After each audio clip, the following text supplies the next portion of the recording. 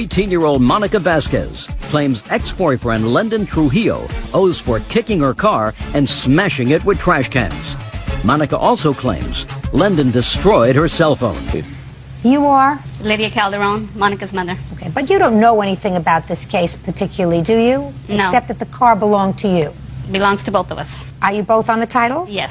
Why don't you sit down for a moment? You're Monica? Yes. This was your boyfriend? Yes. How long was he your boyfriend? For about 3 years. Monica, you say that he broke your cell phone and vandalized your car. Yes. He says he didn't do it. So tell me when he vandalized your car. It was like about 1:30, and he showed up at my house. 1:30 in the morning. On what date? July 28th. Where were you? I was at home. Who else was at home? My sister. It was 1:30 a.m. Do you live with your sister? Yes, I do. What does your sister do for a living? She works at Premier Real Estate. She's And a what do you do? receptionist. What do you do? I'm a cashier. Where? At Rite Aid. How long have you been working there? In October, it'll be a year. Mr. Trujillo? Yes. What do you do for a living, sir? I'm a tattoo artist. You work for yourself? Yeah, pretty much. What does that mean? I'm not working at a shop right now. So where do you work from? Out of my house. Are you licensed? No. Do you have to be licensed where you live? No. Where do you live? I live in California. And in California, you don't need a license to give somebody a tattoo with No, a you needle? don't. That's a big mistake, isn't it? Yeah. I mean, you need a license to give somebody a pedicure. Yeah. But not to give somebody a tattoo. No. You Not. sure about that? I'm positive about that. Anyway, you make a living at this? Yeah. Well, especially since you have no overhead. What's that? No. What? No. What? No. Overhead. Overhead? Oh, okay. Yeah, that was over my head. Sorry. Unfortunately, Mr. Trujillo, that was true. Right. Sorry about that. All right, Miss Vasquez, why don't you tell me about what happened on the 28th of July? Okay, he showed up at my house, and he knocked on my window. I came out of my room, and I went to the garage, because he went around the house. And I had told him to leave, because my sister did not want him around her house. Why did he come there? He was... He said you called him. No, I did not call him. You say in your papers, sir, that you went over to the house at 1:30 on July 28th because she called you. Yeah, we had been talking. No. Because she called you on July 28th. That's Okay. why you said you went over there, right? Right. And how did she call you? On your cell phone? Yeah. Do you have your cell phone records? No. I'm sure if I went and got them, I could bring them back to you. I mean, if you wanted to, another We day don't or do something. do-overs here, Mr. Trujillo. What we do is, when you're coming to court, you're supposed to be prepared. You know what it's like, Mr. Trujillo? You do tattooing? Yeah. In your house. Right. Let's say you made an appointment with somebody who's going to get a really big tattoo. They were going to pay a whole lot of money Yeah. for the tattoo. And let's say they arrived and they sat down for you to do the tattoo and you forgot to buy ink. Right. Yeah, it's happened a couple times. That's what it's like, Mr. Trujillo, when you come here without evidence. Yeah, I understand. With just your good looks and tattoo. So that's what happens. You're supposed to bring evidence, bring proof. So we have no proof that she called you to arrive at her house at 1:30 in the morning. Yeah. And so you went outside and you told him to disappear. Yes. And what happened? And by that time, my sister had came out because she heard the knock, because our rooms are right next door. And she had went out and told him to leave her house because she was going to call The police. because the incident with the phone. Oh, so the incident with the phone happened first? Yes. And that happened about a month before? Yes. Why don't you tell me what happened? Okay, I was at work, and I get out of work at 10, and he showed up at my work, so I left. Had you not been seeing each other? No. Right. And I left my work, and he followed me down the street, and he was telling me to pull over, and he was next to me in my car. And so I pulled over because he was coming closer to my car, and he had said that if I didn't pull over, he would go to my house and, break windows. And so I pulled over, and he had got my phone to check it for what, I don't know, we weren't together. And I was telling him to give me back my phone, and he was like, "You want your phone?" So he cracked it in half and gave it to me. And so... Had he been drinking? Yes, he had a beer in his car. Who else was in the car? He was by himself that night. You got to get a job out of the house, Mr. Trujillo. Okay. Listen to me, sir. First, I want you to tell me who these people are that you brought with you to court today. I brought my dad to court with me today and my brother Fabian. This is my dad, Johnny, and Fabian is Hilo. Yeah, and you all live together? No. Do you live alone? No, I live with my uncle. Why? Because my dad has recently moved, and he had moved in with someone else, and there wasn't enough room, so I actually went to live with my uncle. And where does your brother live? With his grandpa. How old are you? I'm 18. How old is your brother? 19. Who did your father move in with? His girlfriend. Was there a time you were all living together? At one time, yeah. When was the last time you lived together with your father? About 2 months ago, I lived with my dad in Visalia. And your brother also lived with your father? No. My brother has always lived with his grandpa in Tulare. Did you break her phone? No, ma'am, I didn't. Well, tell me what happened, Mr. Trujillo. Me and Monica had been seeing each other before this incident with the cell phone happened. We had been talking, and we had been texting each other, and she had told me that she got out of work at 10 o'clock and that if I wanted to see her after work. And I said, okay, cool. I had the car, so I said, okay, I'll meet you at Taco Bell. So we went and we met at Taco Bell parking lot, and we were there. Everything was fine. We were talking, hugging, everything was cool. And then a call comes through on my phone. And when a call comes through on my phone, it was a ringtone, as, you know, the ringtones, like I know you've heard them, like the lovey-dovey ringtones, like the, you know what I mean, like the guy and girl together ringtones. You know what I'm talking about or no? Like, I mean, I could sing one.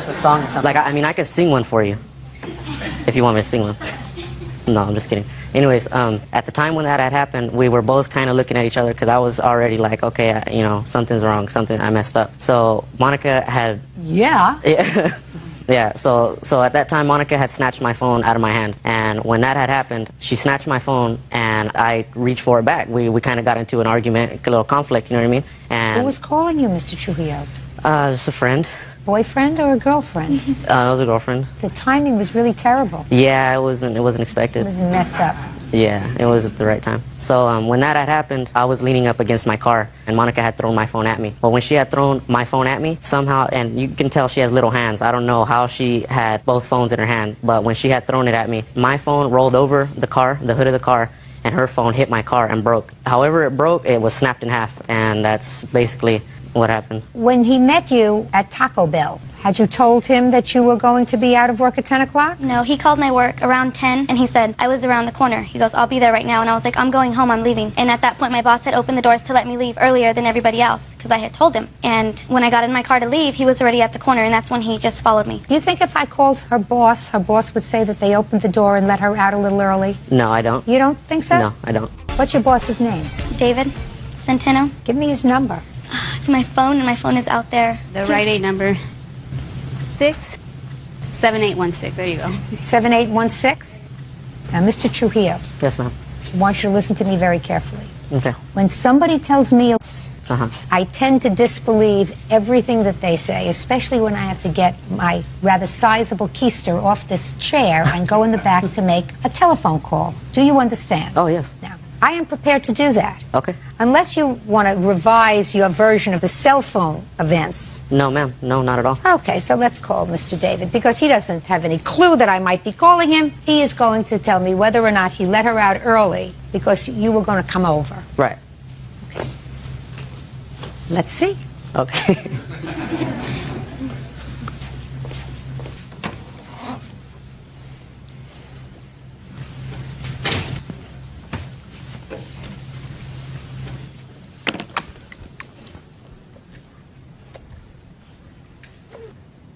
Yes, is David Santana there, please? David, this is Judge Judy Scheindlin. How are you? Good, thank you. David, I have a question for you. I'm here trying a case with Monica Vasquez. And I want you to think back to sometime around the end of June of this year, in the evening when she was leaving. There was an incident with her boyfriend when he called the store. Do you remember that? Could you tell me what happened, please, David?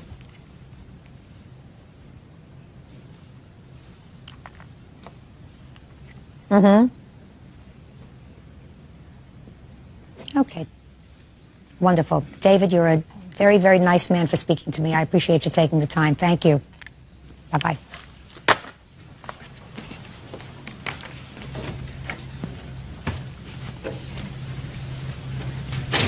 Boss is a very nice gentleman. Mr. Trujillo, I suggest you spend a little less time tattooing and piercing yourself and a little more time honing your truthful skills, sir. Honing your truthful skills. Ask your father what that means. Honing your truthful skills, sir. Oh, okay. Because Mr. Santano says that he remembers the evening very well. You would call the store. You said, I'm going to get down there before the store closes. They let her leave early, and they stood there to watch her get in her car and take off before you got there because she had already broken up with you, and she was afraid about what was going to happen if you got there. Okay. Okay? Okay. So now I believe very little, sir, of what you're going to tell me. So now he owes you a cell phone. Now I want you to tell me what happened when he vandalized your car. Okay, that was the night he showed up at my window. That's correct. Okay. And you came out, you told him to leave. Sister came out, and you told him to leave. And I understand that there were other people with him. His father and his brother. Two geniuses. Yes. And they were all drinking. Two geniuses. Well, they can't live together, so at least they can drink together. I guess that's what family's all about. Go ahead. And my sister had told his dad to keep him away from her house. And his dad didn't really understand what was happening because Lyndon didn't let him know about the night with the cell phone. So he didn't understand why my sister was... I think if there wasn't a cell phone, his father wouldn't have understood. Go ahead. So after that, my sister had told him she was going to call the cops and get a restraining order on him. And at that time, Lyndon was mad because his dad had told me, well, then I don't want her calling him or at my house. And I had said, I haven't called your son and I haven't been to your house. And at that time, Lyndon had got mad and they were drinking. So he kind of like pushed my sister. And at that time, when he got angry, my sister ran to the house to call the cops. And at that time, I had ran back to the house too because he was still mad. And he followed me to the garage door on the side of the house. And when I closed the door and locked it, I could feel him trying to open it. He just went to the front of the garage where my car was parked, and I heard a loud noise. And at that time, I had lifted the garage door up because my sister had came out, and we seen him leave the side of my car and get into his dad's car. And the two trash cans were against my car, laying against my car. You have pictures of Yes, the car? I do. I'd like to take a look at it.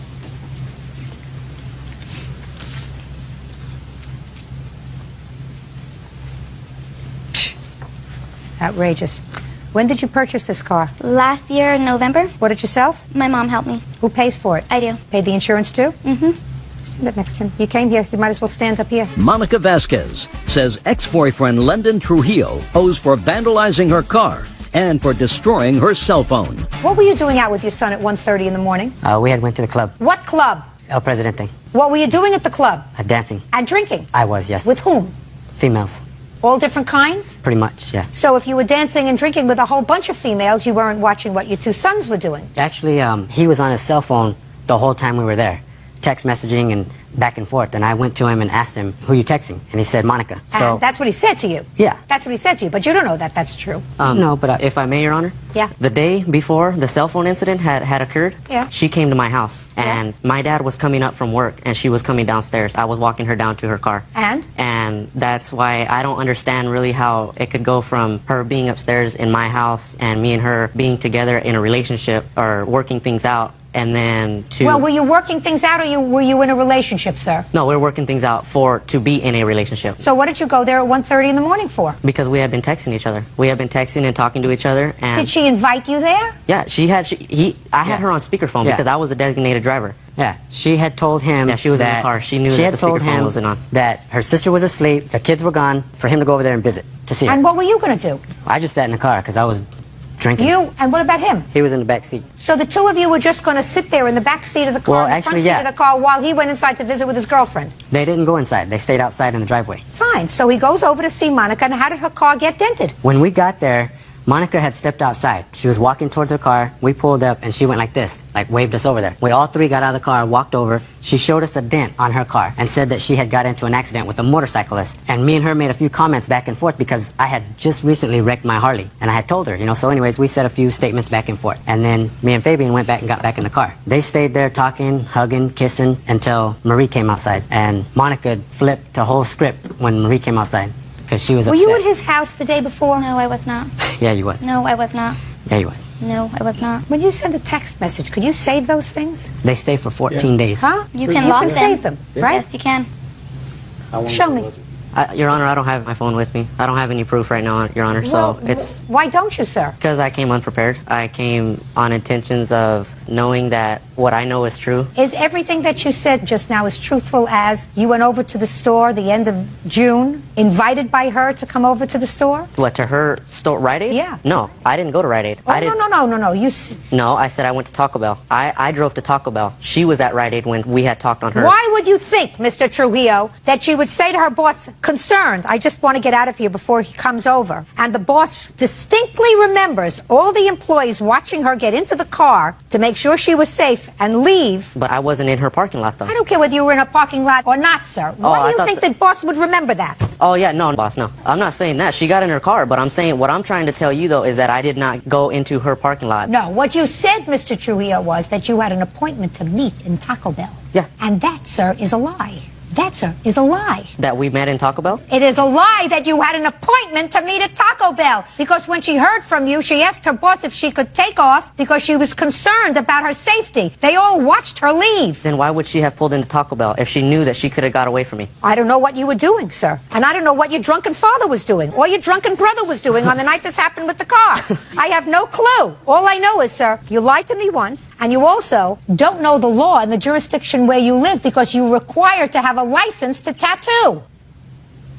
Sir. Okay. And what is your address? My address right now? Where you're doing the tattooing? In a house. On What is the address? I don't know my address. I just know it's on Bradley Street. I've only been there like a month, 2 months, so I don't know the address. I don't get mail there. Did you make more than 3 children or Only just 3. 3? Only 3. Only 3. So far you got 2 losers, right? 1, I don't consider 2. them losers, but Well, so far they haven't done anything to make you proud. sure they have. I don't see I it. graduated high school. That made me Oh, proud. my God. My God, that's like the 8th wonder of the world. That's an accomplishment in this family. That's right. I'm sorry. You got to do something with it once you graduate from high school. Yes, I totally agree. So pleased that you agree with I me. am. I've been looking forward all year for a person of your stature to agree with me. Judgment for the plaintiff in the amount of $950. That's all. Goodbye. Diana Maddox is suing her ex-boyfriend, Charles Darnell, for the return of Christmas gifts she left in his home. Charles says the gifts went missing. Ms. Maddox, according to your complaint, you dated the defendant for many months. And the beginning of December of last year, you went Christmas shopping together. You purchased some items, some of which you left at his house. Those items that you left in his house, according to you, were Christmas presents for your grandchildren. Yes. And some other items. Sometime in mid-December, you broke up, and you claim that Mr. Darnell refuses to give you back the property that you left at his house. Mr. Darnell says that he has none of your property, that you must have come to the house to get it because you had a key to the house, and after you broke up, you came home, found your stuff gone. So he assumes that you took the Christmas presents, and that one of the items that you're suing for is a welder. Yes. And the welder, he says, was a gift to him from you. No. So let's start with the welder so that would make things easy. When, Mr. Darnell, did you get the welder? Sunday, December 3rd. Now, was that a Christmas present? Yes, it was. Okay, tell me the circumstances surrounding that, Mr. Darnell. We had went Christmas shopping. I had previously, on November 24th, I had paid to have a remote starting system put on her car for her Christmas present, and this was in return for my Christmas present. So you had a remote put in her car. How much was that? $187.20. And how much was the welder? I don't remember the exacts, but I would say the welder was in the $120 range. Plus, there was some accessories bought with it. $178.75, Your Honor. Now, tell me about this remote starter that he put in your car in November. I asked for a Christmas gift of the remote start for my car. And he put that in? He did. So he put that in as a Christmas present to you? Yes. And you bought this welder as a Christmas present for him? No, I bought the welder as a Christmas gift for my son. I don't believe you. My son requested it. Mr. Darnell, when she gave you the welder, what did she say? Merry Christmas. That's... Your Honor, that's not Was true. it unwrapped? It had never been wrapped. Okay, let's leave out the welder for a moment, Miss Maddox. Let me hear about the Christmas presents. On November 4th is when I actually started my Christmas shopping, and we had went to Sam's Club together, and for my 2 grandchildren, I had bought 2 TJ Berry Tales. They're animated learning teddy bears. The teddy bears actually read to my grandchildren. I purchased them for $128.10. Why did you leave it at his house? Because the animated teddy bears, some of the stuff was electrical, and I didn't want to leave it out in my vehicle overnight. Okay, I see. Now, all the stuff that you purchased, that you left at his house, comes to how much, exclusive of the welder? $479.30, or 38 cents, excuse me. On what date did you break up? December 9th. According to your complaint, you tried to work things out on December 17th. I had called and left a message on December 16th to talk to him. Mr. Darnell. I returned the phone call. She was argumentative, and I just didn't feel that I wanted to contend with it at that time. Or at all? Or at all, because So you didn't see her on December 17th? No. What happened on December 9th, sir? we was supposed to go to her job Christmas party that evening, which I had already been to my business and taken care of stuff, and I got a call back that I had to go back due to an equipment problem. I tried to get a hold of her for over an hour, and she couldn't be gotten a hold of, and I finally did get a hold of her and told her that I couldn't go to the Christmas party, and she become upset about it. So I just finally told her that I think we needed to part company. Okay. Now, at that time, these Christmas presents were at your house. Yes, they were. Where were they in the house? They were in the living room. bathroom. And when did you find them missing, sir? December the 18th. Tell me about that. I got home from work at approximately 4 p.m. and I noticed the stuff was gone, and there was a few of her personal effects that was gone out of the bathroom, and What kind of personal items were in the bathroom? basically just cosmetic stuff. And that was gone. Yes. Other than that, did she have anything else in your home? No. No clothes? No. So just the Christmas presents and some items in the bathroom, and that Correct. was gone. And when for the first time, Mr. Darnell, did Miss Maddox call you and say she wanted these Christmas presents? On Thursday, December 21st. Where did she reach you? She called me on my cell phone. And what did she say to you? That she wanted her belongings back, and I asked her how I can give something back that I don't have. And what did she say? She said I was a liar. So the next thing I know, she was at my house with a Muskingum County deputy. She tried to make the deputy let her into my home, and I wouldn't let her in the home. And then he asked me about the welder. I said, yes, I do have the welder, but it was given to me as a gift. And he basically told her that was the end of it because it was given to me as a gift. You have the police report? Yes, I do. I'd like to take a look at it, please. It's not actually a report, it's a log where they showed up.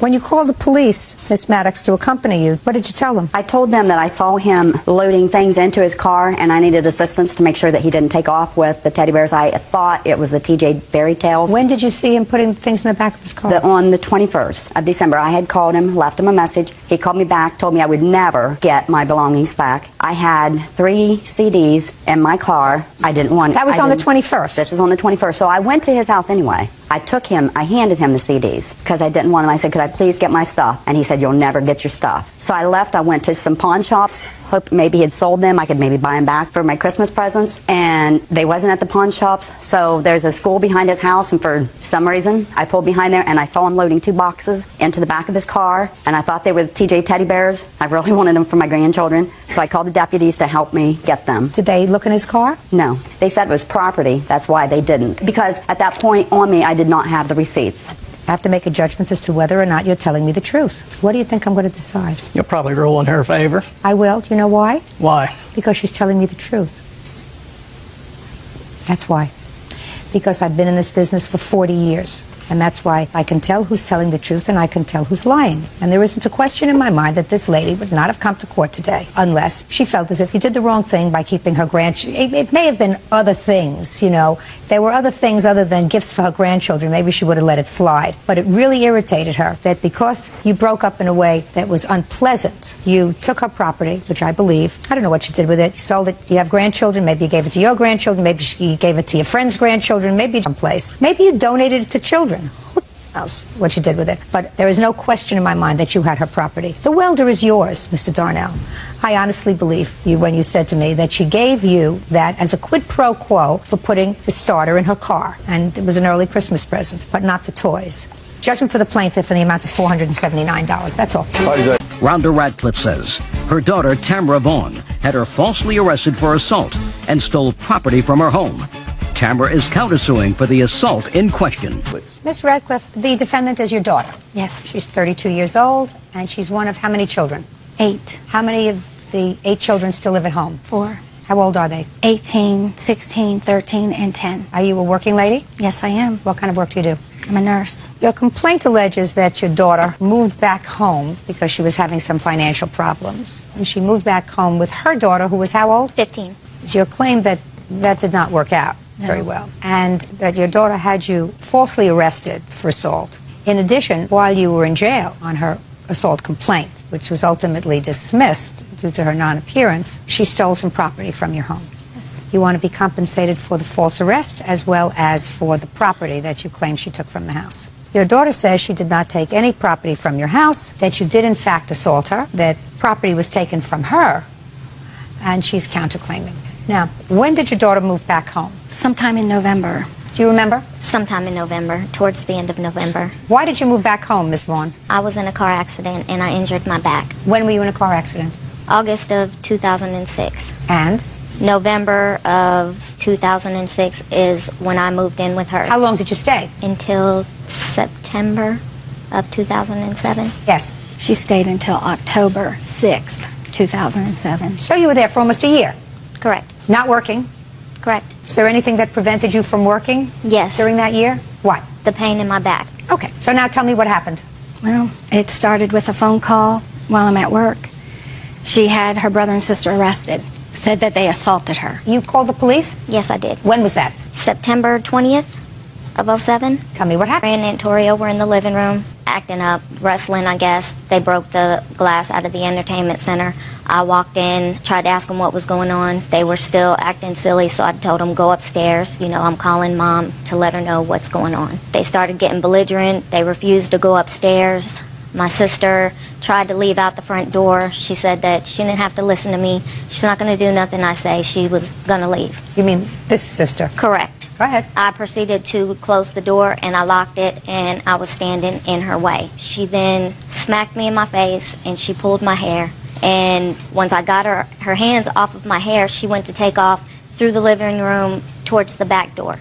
So I went to walk after her to try and stop her. Why? She didn't have permission. It was in the evening time. She didn't need to be outside. Just a second. Were you left in charge of them? Always. When my mother would go to work, I was in charge. Is that right? Well, I never actually said it, but she was the oldest one there. Okay. So you told her not to leave and you locked the door? Yes. Okay. Go ahead. As I proceeded to walk after her, my brother then grabbed me up around my neck and pulled me down to the ground. When I got him off of me is when I got up and I got my cell phone and I went outside to the side of the house and I called the cops. Doesn't sound like a very good supervisor to me. Because the kids don't know how to act? No, I don't understand why a 32-year-old sister in those circumstances would call the police to have her younger siblings arrested and carted off to jail, as opposed to saying, oh, listen, I'm going to take a breather, I'm going upstairs, I'm going to go in my room, wait until my mother comes home from work, and it's my mother's problem, not mine. But I don't see. That's happened in the past. Just a second. Has your mother ever called the police on your siblings? No. Right, because that's not what you do. Right, because if she puts her hands on them, it's not assault. I'm not going to put myself in that situation. What do you mean if she puts her hands on them, it's not assault? Why would you put your hands on them? To discipline them. Ms. Vaughn, that's not your job. Exactly, so I didn't put my hands on them. It's not your job to discipline them, and it certainly is ridiculous for you to call the police. What? The police officers took pictures. There was no red marks on her. I don't know what happened. I'm just telling you, whatever happened there, if they were fooling around, they weren't fighting with each other, they were messing around being big stupid children and broke something. What did you break? I didn't break anything. What did you break? I didn't break anything. Well, there was glass broken, I understand. They knew nothing about the glass. When you came home from work, was that glass broken? Yes, it was. Well, the glass didn't break by itself. Anyway, your sister had no reason, in my view, good reason, to call the police and have you arrested. Number one. That's what you did. So what did you do? Well, you came home, you were furious with her, and you told her she had to leave. Yes, of course, and she wouldn't. What did you say to her? I was more concerned with the children and finding a placement for them so they wouldn't have to go to Columbia and spend God knows how long in a detention center. And once I found a safe placement... Where did you find a placement? In a neighborhood with neighbors. Just a second. So what you're telling me is your 32-year-old daughter wouldn't leave, and you couldn't have the kids back in the house while she was there. Right. Why wouldn't you leave? That's not true. That was my place of residence, and the officer Just a second. pressed the It was your charges. place of residence because you were living there, because your mother allowed you to move back because you were not feeling well. But that's not your place of residence. That's her place of residence, and that's her minor children's place Where of I was residence. residing. But once she tells you to leave, you gotta go. How much rent did you pay her each month that you were there? Is not an answer. I was currently working for about 2 months after my accident when I moved in with her, I'm and I not paid talking her 2 months. $400. Okay. After The last that, 9 months you were living there, how much rent did you pay her? $100 a month. Ridiculous. Well, that's not what I rent. could afford. That's not rent. That covered your food. That covered your No, lights. I bought food That for covered the your house. lights, your electricity for you and your daughter. Ridiculous. So you were not a rent-paying person there. So you were living there at your mother's will. You're not a tenant. She told you to leave. You should have left. Continue.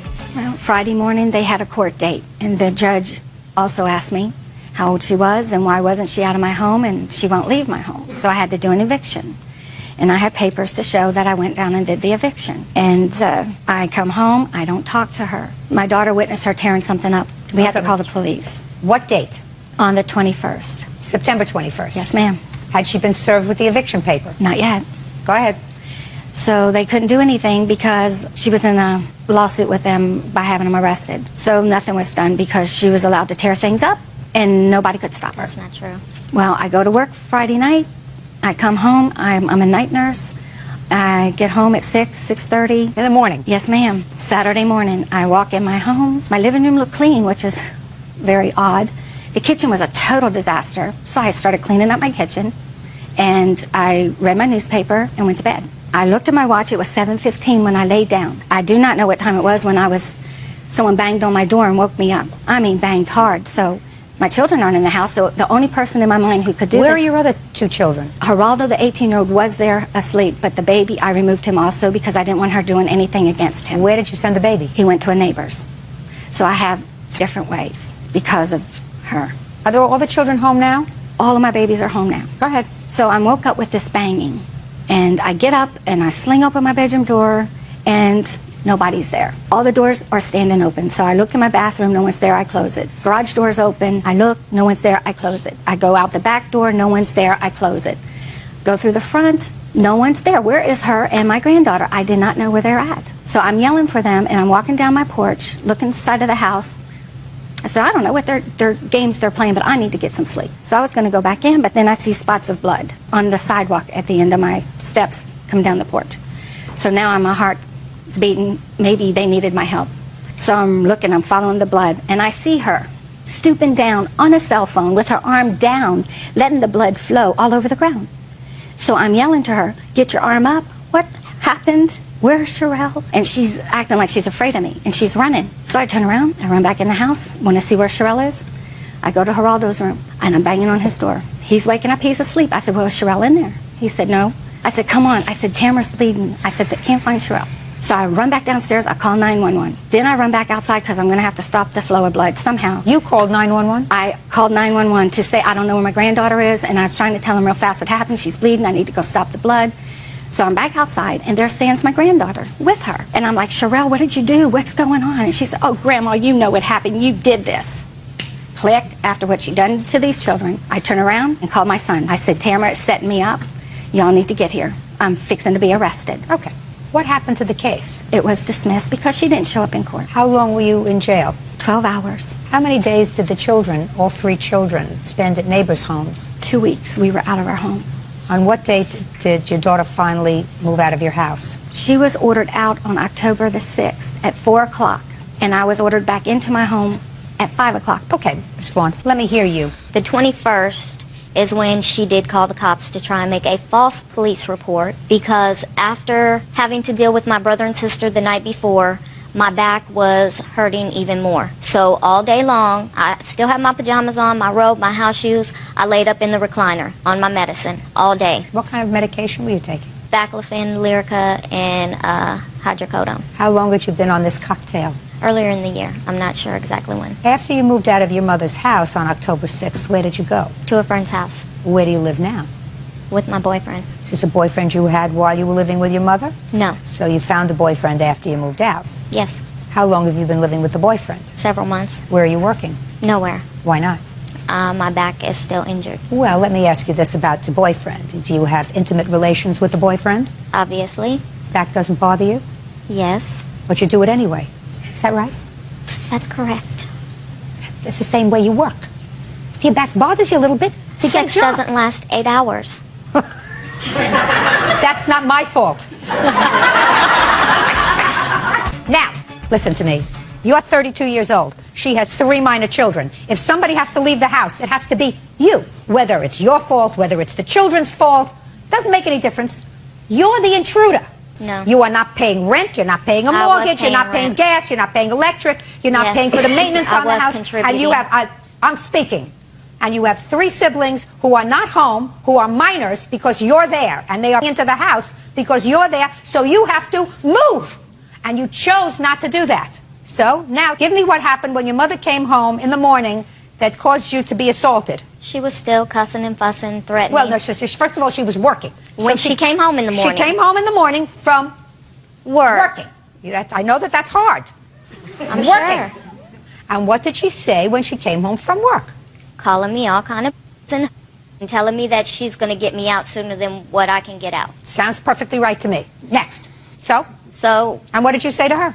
nothing. I was ignoring her at first. Well, at first.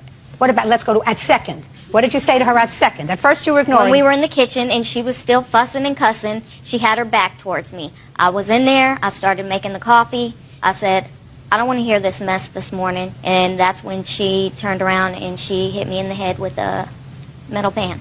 And? My eyes went black, and I leaned back up against the refrigerator, and the next thing that I know, my arm is cut, and it's bleeding. I didn't see what she cut me with, but that's when I started screaming to wake my daughter up and to get the phone so we could call the cops. You have the police report? Yes, I do. I'd like to see it, please. You have your police report? No, I couldn't get one. This is the one where I was arrested. Okay.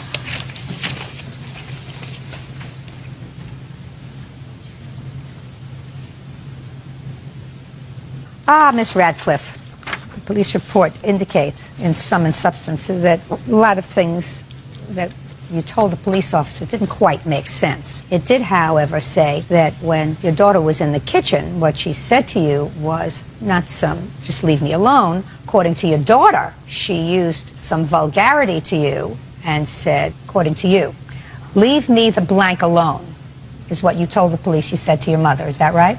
That's correct. And then that's the last thing she says. She remembers that she got hit over the head with something, maybe a frying pan. While I certainly don't condone anybody using an instrumentality that was capable of causing injury to another human being, I can certainly understand the frustration of the mother of 8 children, 4 of whom are minors and who live at home, who was put in the position of having to take her minor children and pawn them off to neighbors because her 32-year-old daughter, who was probably perfectly capable of some sort of employment, has been mooching off of her for a year with her 15-year-old child on a cocktail of drugs, which is keeping her in a semi-stupor for most of the day. She was forced to move out. She moved in with a friend, and then instead of putting her life together and trying to do what was necessary to make a home for her daughter, she found some guy to support her for a while. My life is together. Yeah, your life's not together. If you're 32 years old and you're not employed and you don't have a career or some independent way of earning a living. Due to a back injury. Madam, if you can enjoy the bedroom with a new boyfriend, you can get a job. So, I don't believe that you have established to my satisfaction that your daughter had you falsely arrested. In all probability, I think that you did, in fact, clobber her. And I'm not satisfied that the arrest was false. And there were a lot of other people in the house, so I don't think you're going to be able to establish to my satisfaction that she took property from the house when she left. Now, Ms. Vaughn, on the other hand, is counterclaiming for the assault. And I believe that your mother did, in fact, hit you over the head.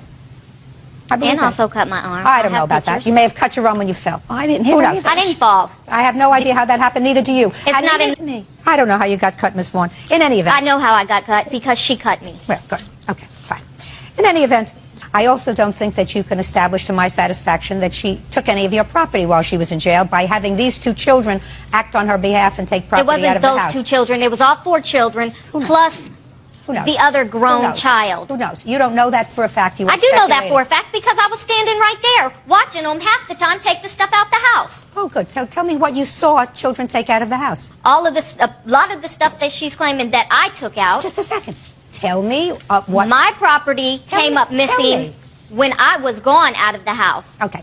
Ms. Vaughn, I think you are absolutely entitled to being compensated by your mother for all the aggravation she caused you by you living in the house without her permission, forcing her to take her children and put them elsewhere. Without and I'm speaking. What? Without permission. I'm of what? speaking. I think without living there without permission, you did not have her permission when she told you to move. And I believe she assaulted you. And I believe that you have to be compensated for that, for exactly what it's worth, for all the aggravation that your mother caused you. So I'm awarding you on your counterclaim the sum of $1. That's all. Goodbye. 23-year-old Crystal Howell is suing her neighbor, Rory Bays, for money owed on a 1989 Mitsubishi Montero she sold him. Rory claims it was never a legal sale. Miss Howell, you sold the defendant a used car Correct. for $1,900. That is correct. He paid you, according to you, $900, and the understanding was he was going to make payments for the rest, the other $1,000. Within a relatively short period of time, the engine blew up in this car. What year car was it? It was an 89. However, I would like to point out that at the time he bought the vehicle, he was aware of... Just don't tell me what he was aware of. Okay. You can't tell me what he was aware of. Can I tell Unless you what I told him? No. Okay. What you can do is you can show me a bill of sale. Yes. What would that Bill be of the sale. title? Or I have A contract, a bill of sale. An agreement. There you go. So this is a 1989 car, which is now 18 years old. And you sold it to him for $1,900. And he says Arblade's responsible for the purchase of this 1989 Mitsubishi, payments, what the delivery payment was, and how they were supposed to be made, the rest of the payments, when they were supposed to be made. Nothing about the condition of the car, nothing. That's all it says. So you can't tell me what you told him, you can't tell me what he knew, you can't tell me anything else, because anything else should have been in this contract. Do you understand? Law does not permit you to go outside the four corners of this contract. So you were selling him this car. It blew As up is. after him. No, not as is. You did not say that here. Do you understand that? Good. So the car blew up, but that still doesn't relieve you, sir, of the obligation of paying for the car. Do you understand that? Yes, ma'am. Except you say that she didn't have clear title to sell you the car. No, ma'am, she didn't. That when the car blew up, you went to try to take it to a salvage for the purpose of, put your hand down, for the purpose of getting some money, so you were going to pay for it. Correct. And you didn't have clear title to the car. Correct. May I interject? Yes. The person that I purchased it for never took his name off the title, which I was unaware of because Oh, the automobile then that he's I absolutely right. You did not give him clear title. But Listen to me. automobile dealership that I purchased it from is responsible for transferring the title. Listen to me. What he's saying is, and he's absolutely right, I have a copy of the lien right here, ma'am. I'd like to see it. You did not have clear title to sell him this car. However, I will say that when I purchased the vehicle, I'd owned that car for 6 years. I purchased this off 3 years before selling it to Rory. Hugh is the lien holder. He was the gentleman that I purchased the car from. Miss Howell, I owe what him no I'm money. telling you is, you did not give him clear title to this car. I was unaware of that. How much did you pay for it? I paid $2,900 to $3,500. I'm not positive of the amount. Let's say you paid $2,900 for it. You sold it to him for $1,900. You got $900 from him, which means you had the car for 6 years or so, and it cost you $2,000. Do you understand what I'm saying? I feel badly at all dismissing your claim. But not at all. I Because this agreement that you just gave me is void because you had no right to sell him the car. And I don't care what you put in it in order to maintain it. He had a brand new motor. May I please call my Miss father Howell, as a witness? Miss Howell. Yes. Is he going to tell me that there wasn't a lien on the car? No. Then I'm not interested in what he has to say. Thank you very much. Your case is dismissed.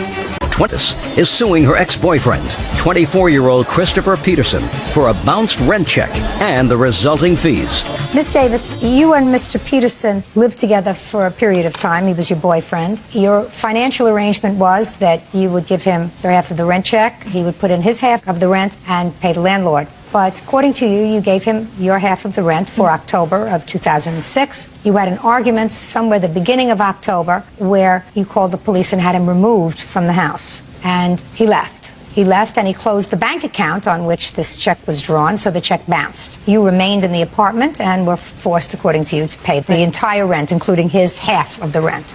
Mr. Peterson says, through really no fault of his own, you weren't getting along, you'd had an argument, you went to the police, you had him removed, he wasn't living there, he doesn't have to pay rent, right? That's right. So, Miss Davis, when did you move in together? May of 05. And when did this incident occur, October of 06? Yes. What day in October? October 9th, I believe. Is that right? That's wrong. What date? October 6th. Now, Miss Davis, you're going to tell me exactly what happened on October the 6th. On October the 6th, Mr. Peterson went out to my car without my permission, went into my car, grabbed a pack of cigarettes out of my car for himself and one for me as well. I did not ask him to do this. He did not have permission to go out to my car. When he came back and I discovered that he had taken a pack for himself as well, I was a little upset, and I confronted him on it, and he lied to me. What did you say? I asked him if he had taken the pack, why he had taken it without asking me, and he said that he never took a pack, and called me a liar. When I confronted him on it and he lied to me yet again, I got upset and basically told him I was done with the lies in the relationship. And when I told him I was done with the relationship, he didn't take that kindly. He said he was not going to give up on the relationship, that he was not going to leave, he wasn't going to give up on us. And when I told him that he did not have a choice, because I was done, he started punching himself in the face. Show me how he did that. He was pacing back and forth in the room that we were talking in and just started pounding on himself. So I got scared and I went over to my friend's house. Okay, he didn't touch you, he didn't put his hands on you. No. Okay, so you left and you went to your friend's house. Yes. And? And the next morning, I was afraid to go home, so I went to the police. What'd you go to the police for? To take you home? I did not feel safe to go home with the state of mind that he was in. Okay, so what did you want the police to do? To remove him. Why? So that I could go home. Well, it was his home too. But I was not safe in my own home. But it was his home. It was his home too, yes. So if you're not safe, He hasn't done anything to threaten you. He hasn't done anything to harm you. He hasn't put his hands on you. If anything, he was, according to you, he was hurting himself. He was acting, in a self-destructive way. So if you felt unsafe because you didn't like his mental state, why didn't you just leave? I didn't feel I should have to pack up everything in the apartment that was mine and leave because he was unstable. Can I see what you told the police, please? I filed for an order of protection. I didn't have a police report. What did you say in the report that gave you an order of protection? I told them exactly what happened. No, I can't believe anybody issued you an order of protection based on that. Oh, you lied.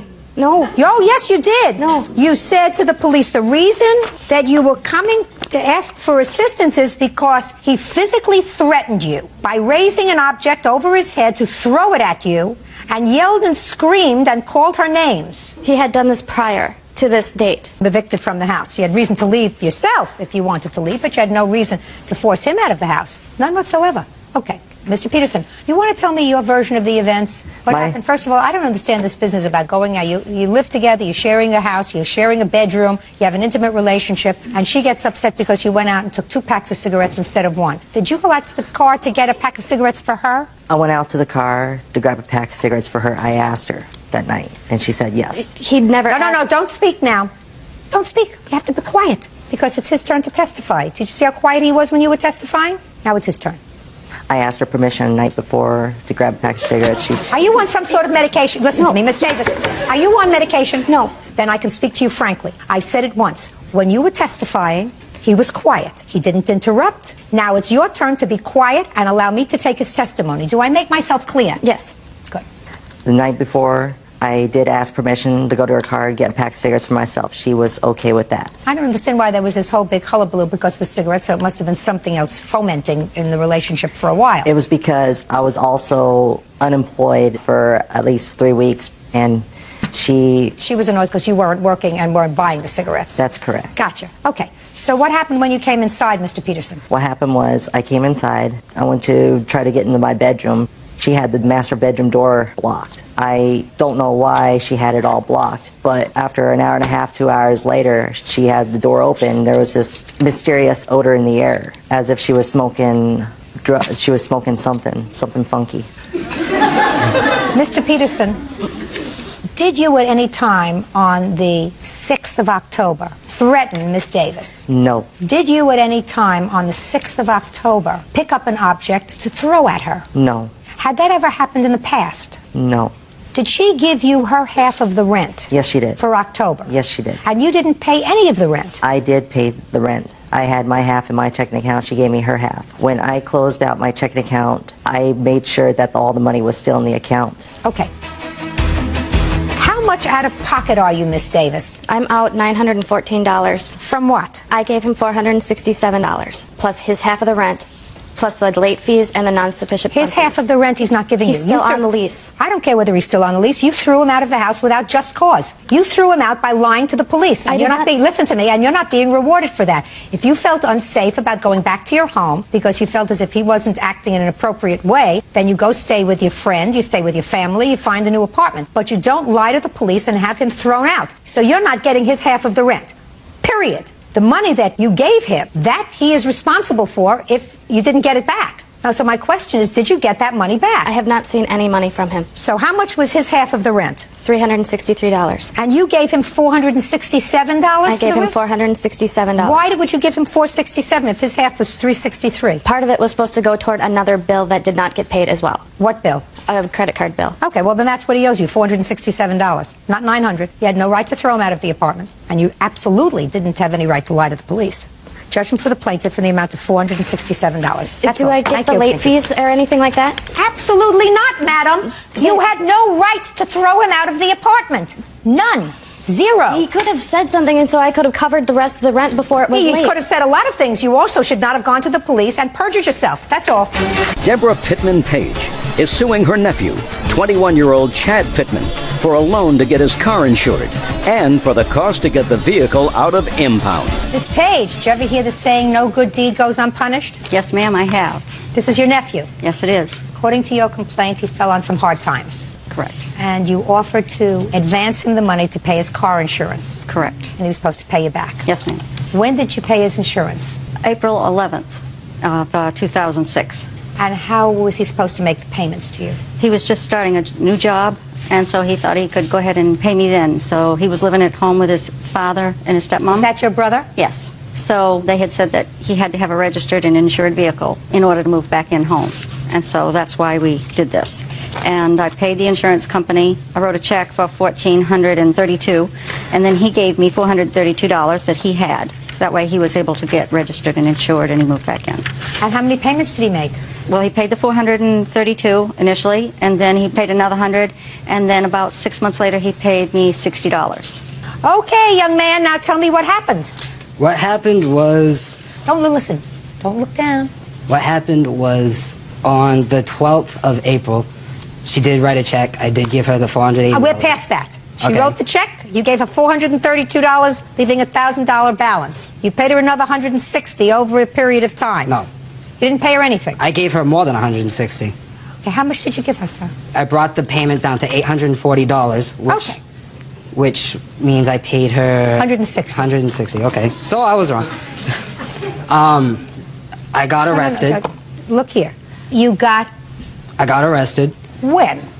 I got arrested on November 7th. So between April 12th and November 7th, you gave her a total of $160. Correct. Why But is in between times, I didn't have a job. I told her that I'll give you the money, but I also have to support myself at the same time. So I wasn't always able to give her as much as she had expected. Well, how about anything? Oh, I would give her something. No, you didn't. You gave her $160. April, May, June, July, August, September, October, in 7 months. In 7 months. 7 months, if you gave her, let's say, $5 a week. Which, look at me, Mr. Look at me. It means going one less time to McDonald's, sir. It means getting one less Frosty Freeze. Mr. Pittman, on the 7th of November, you got arrested for what and where? I got arrested in Amesbury, Massachusetts for possession of a firearm, a Class D substance. What was the substance? Weed. Marijuana? Yes. With the FID numbers filed off, and... The FID numbers filed off the marijuana or the firearm? No, the firearm. And then I was brought into Middleton. You were stopped in your car? Yeah. The car that your aunt had insured? Yes. And then it was impounded. It was? Oh, yeah, it was. It got impounded.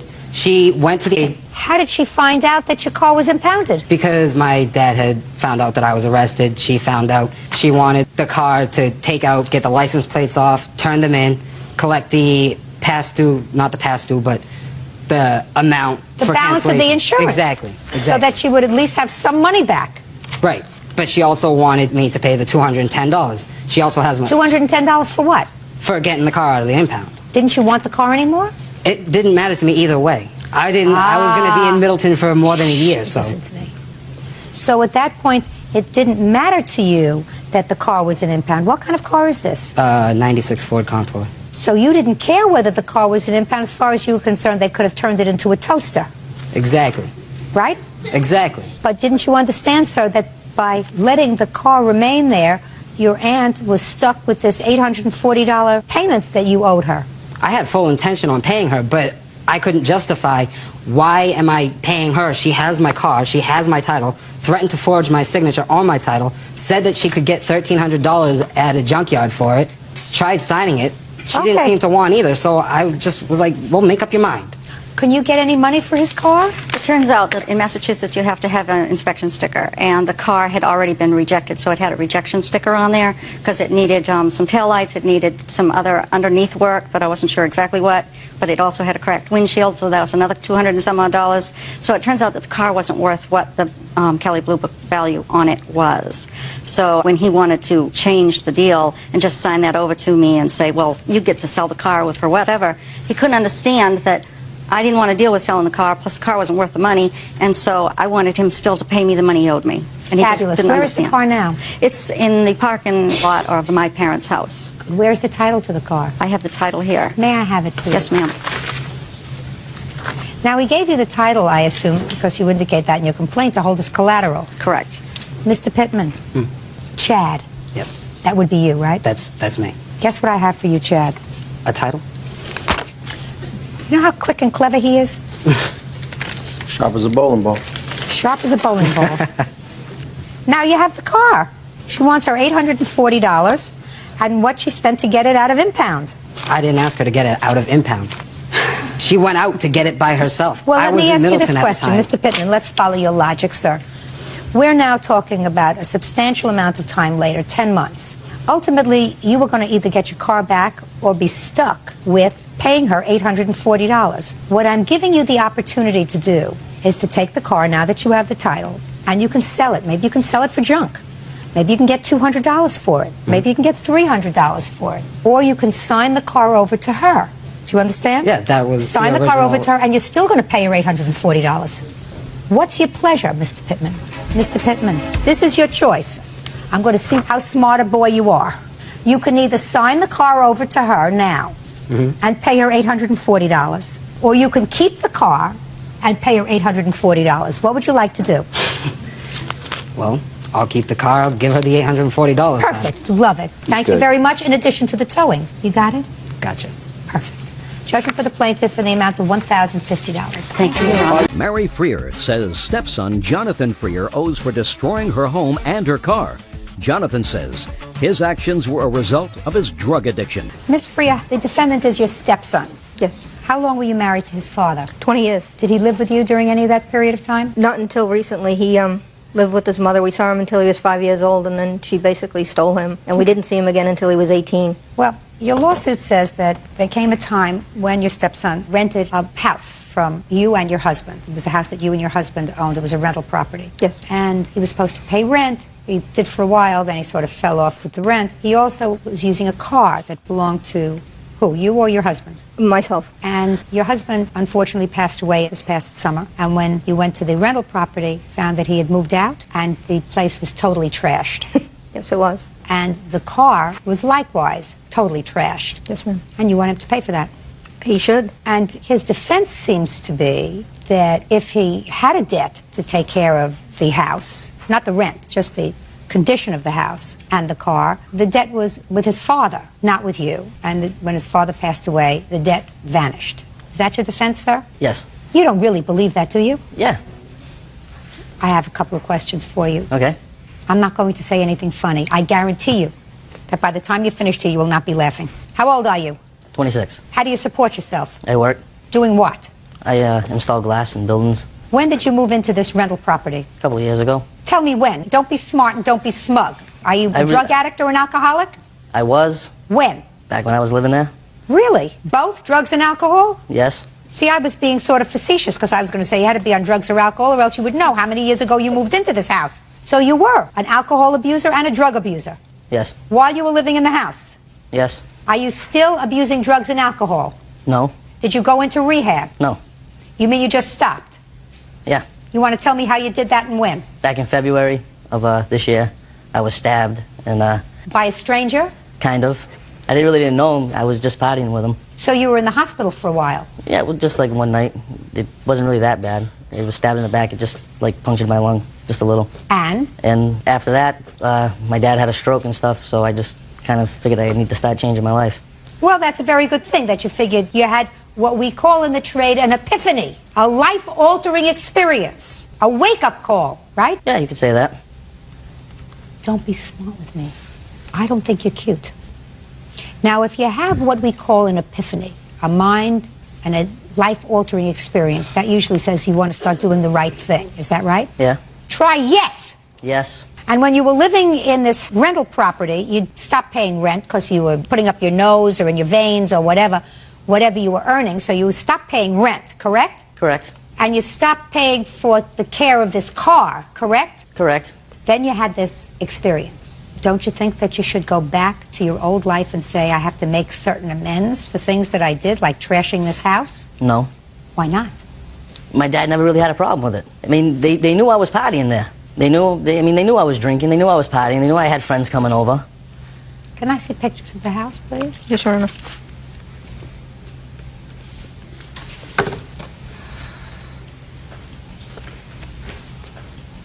staying with friends. What did I ask you that was funny? Nothing. Why would you trash a house like this, sir? Just having a good time. Are you the only child that your father had with your mother? No. How many other children did your father have with... One. Where is that child? He kind of stays with my mom. Does he stay with your mother because he takes care of her? No. She takes care of him? Well, he stays in one of her apartments. I really don't talk to them that much. Why not? I really don't like my mom too much. Did you like your father? Yeah. Yes. Did you respect your father? Yes, I did. No, you didn't. Well... And you don't respect him now. Did I wipe the smile off your face? You don't respect him now, because if you respected him, you wouldn't have done this to his property.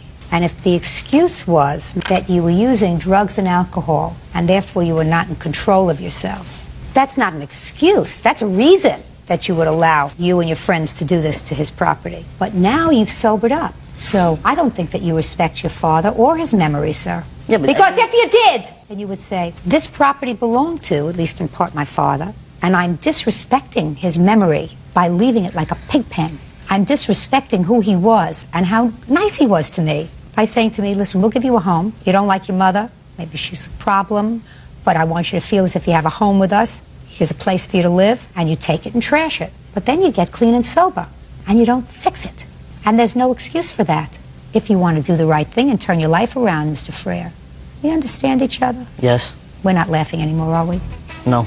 I see the estimates of what it's going to take to clean up this place. I doubt whether the jurisdiction of my court would cover it.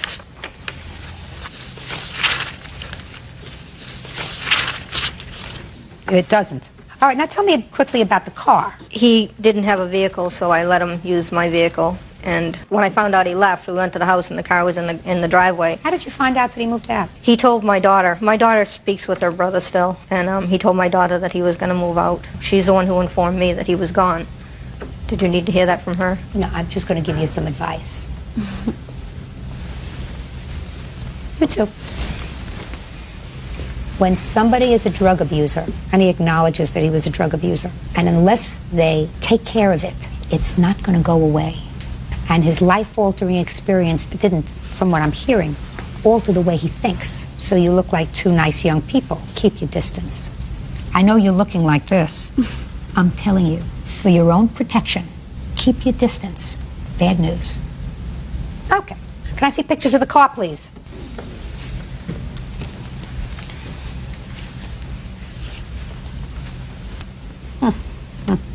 He came to us with some serious problems, and it took us a while, and it appeared that he had straightened his life out. He really was doing great. He had a great job, made good money, and that was why he rented the apartment, why we let him move in, because we figured that it was his family. He was going to take care of it just like we would have. And he did. For over a year, he did. And then I don't know if it was his father getting sick or what happened to him, but it all just hit the wall, and he reverted right back to what he knew. And, you know, what I'm left with When is you say, to pick up the Mrs. mess. Frere, listen to me. When he came to you, he had some problems. Is that what you said? That's exactly what I said. And would those problems include substance abuse? I'm sure it was. I couldn't prove it, but I would say. And then he got a job, and he appeared to be okay. He did very well. And then he went back to drugs and alcohol. Yep. Did you hear what your mother said? Yes.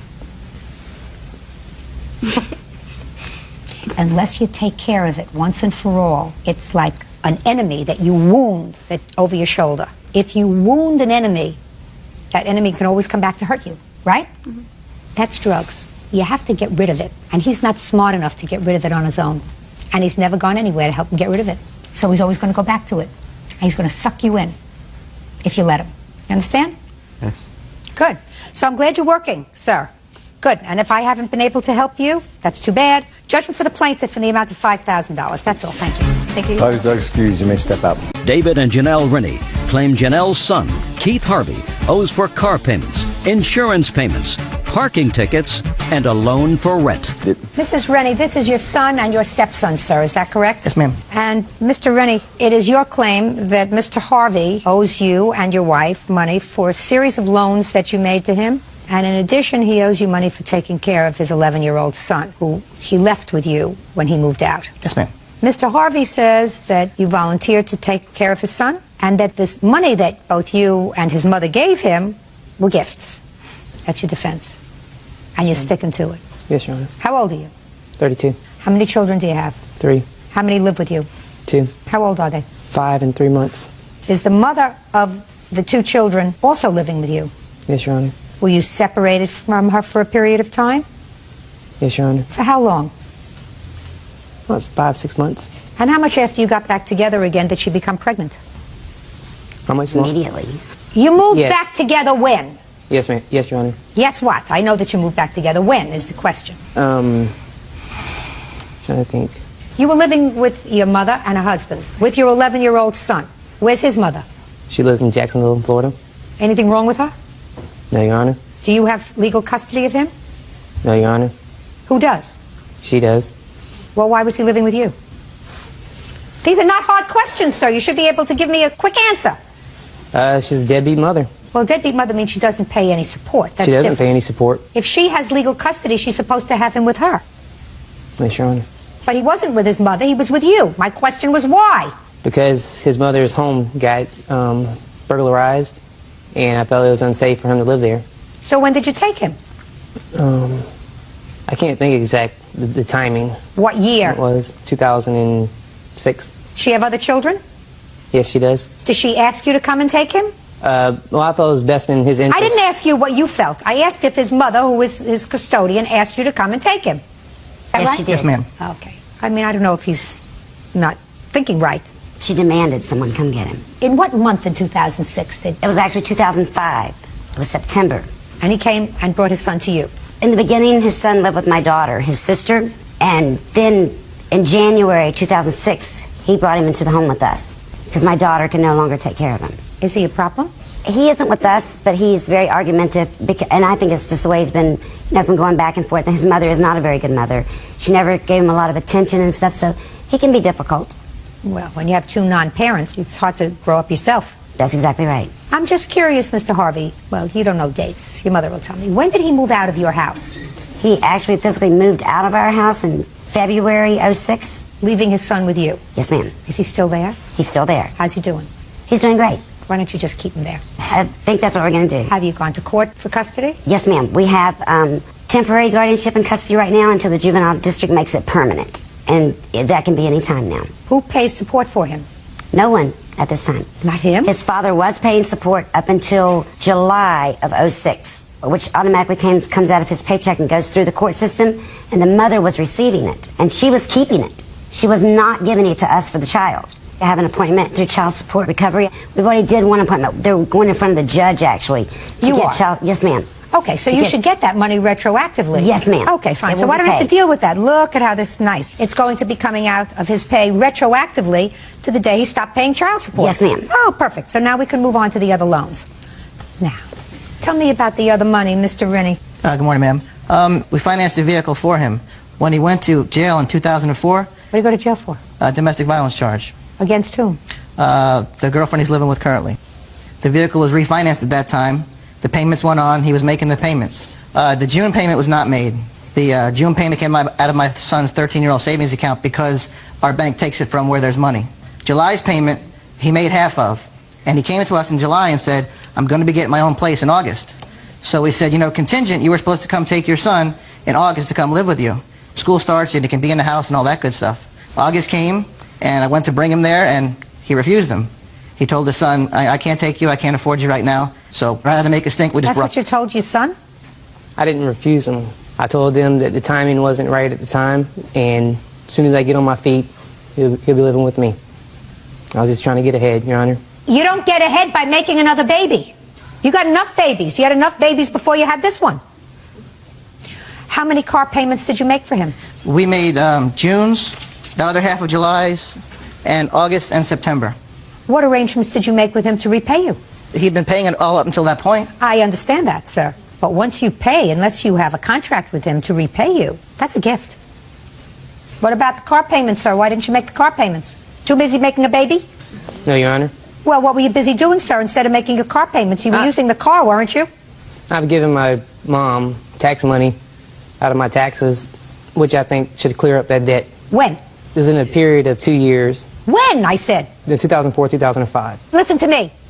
Money out of your taxes 3 years ago, I'm not interested in. I'm interested in car payments that they made for you in 2006, sir. Yes, Your Honor. Why didn't you make your own car payments? Yep, behind on it. What were you doing with the money? Paying. What was your girlfriend doing? Nothing. Okay. What else, Mr. Rennie? Car insurance from February to August of '06 was not paid, in total about $600. Well, why did you pay for the insurance? Why didn't you just cancel the insurance, put a boot on the car? The insurance was on our policy, and we were just trying to help him. I understand that, but he didn't pay it. So why didn't you just go repossess the car? We figured having a car was necessary to have a job to take care of the children. We tried to help every step of the way. I understand that. That's a gift, not a loan. Well, we had to improve his policy on the car because he's a courier. So we had to add extra stuff. So he came to us. And said what? And said, Mom, David, I need you to add these extra coverages so that I'm covered under my job. And I will pay the insurance. But he didn't. But he didn't. So why did you continue to pay it? Well, we canceled that in August. In August. Good. So for July and August, we added more coverage. Okay, and how much was the additional coverage for July and August? It was an extra $40 a month. What else? In September of '06, my wife received a call from the police department. The vehicle was downtown. Shh. You had the discussion with the police? Yes, ma'am. As a result of that discussion, what did you do? His girlfriend was driving the truck. She had gotten numerous amount of parking tickets, which we didn't know, and they had put a boot on the automobile. Sounds perfect to me. So I had to meet the police officers downtown to keep the car from being towed into the lot and having to pay extra storage fees and stuff. Had to pay the tickets and got the truck released back to us. So where's the truck now? We have it. Perfect. So you have it. You have another car? Yes, Your Honor. From where did you get another car? Condo? When? 3 months ago. Where'd you get the money from? Why are you looking at me like I'm speaking some sort of foreign tongue? I didn't need any money down. My sister helped me out and she co-signed for the car. Your sister? Yes, Your Honor. That your daughter? Yes, ma'am. We tried to talk to her. We told her, we still have the payments from the truck that we financed. It's $320 a month car payment. We still have to make that payment. What else? The tickets totaled $412. And in August, my wife loaned him money for his first month's rent of $980. Why did you do that? I don't know why I did it. He calls me, makes me feel bad. So I met him and I helped him. I assume by now you've learned your lesson. Yes, ma'am. Did you tell your mother you would pay her back the rent money?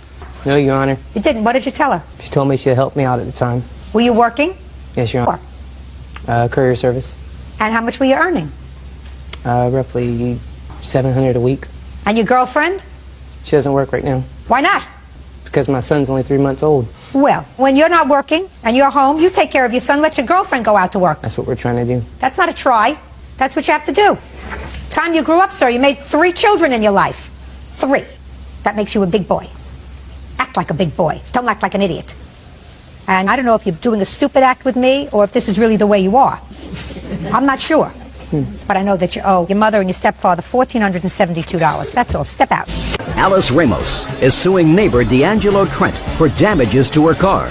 Alice says D'Angelo's son, 9-year-old D'Angelo Jr., crashed into her vehicle with his bike. Mrs. Ramos, it is your complaint that this little boy right over here was on his bicycle, fell off of his bicycle, and scratched your car. You want his father to pay for the scratch on the car. Is that right? And Mr. Trent's... When did this happen? June 19th of 2004. Were you at home at the time? Yes, it was a Saturday. We had had a yard sale at my residence, and this child here had been riding his bicycle the better part of the day, up and down. What's your name? D'Angelo Trent Jr. D'Angelo. Yes. Did you know him before? I've seen him June in the 19th? neighborhood, but I didn't know whose child he was. But you had seen him before? Oh, yes. For how long? He's lived in our neighborhood as long as I can recall. So you know him. This is the child who you hadn't seen 100 times before. Oh, definitely. Alice Ramos says neighbor 9-year-old D'Angelo Trent Jr. damaged her car when he crashed his bicycle. D'Angelo's father, D'Angelo Sr., claims his son doesn't own a bike. So what did you see when he fell off the bike? He bumped into the bumper of my car, and he fell off his bicycle. At that point, I was not concerned about my car. Myself, my nephew Andrew, and my niece all ran out to the street to see if he was okay.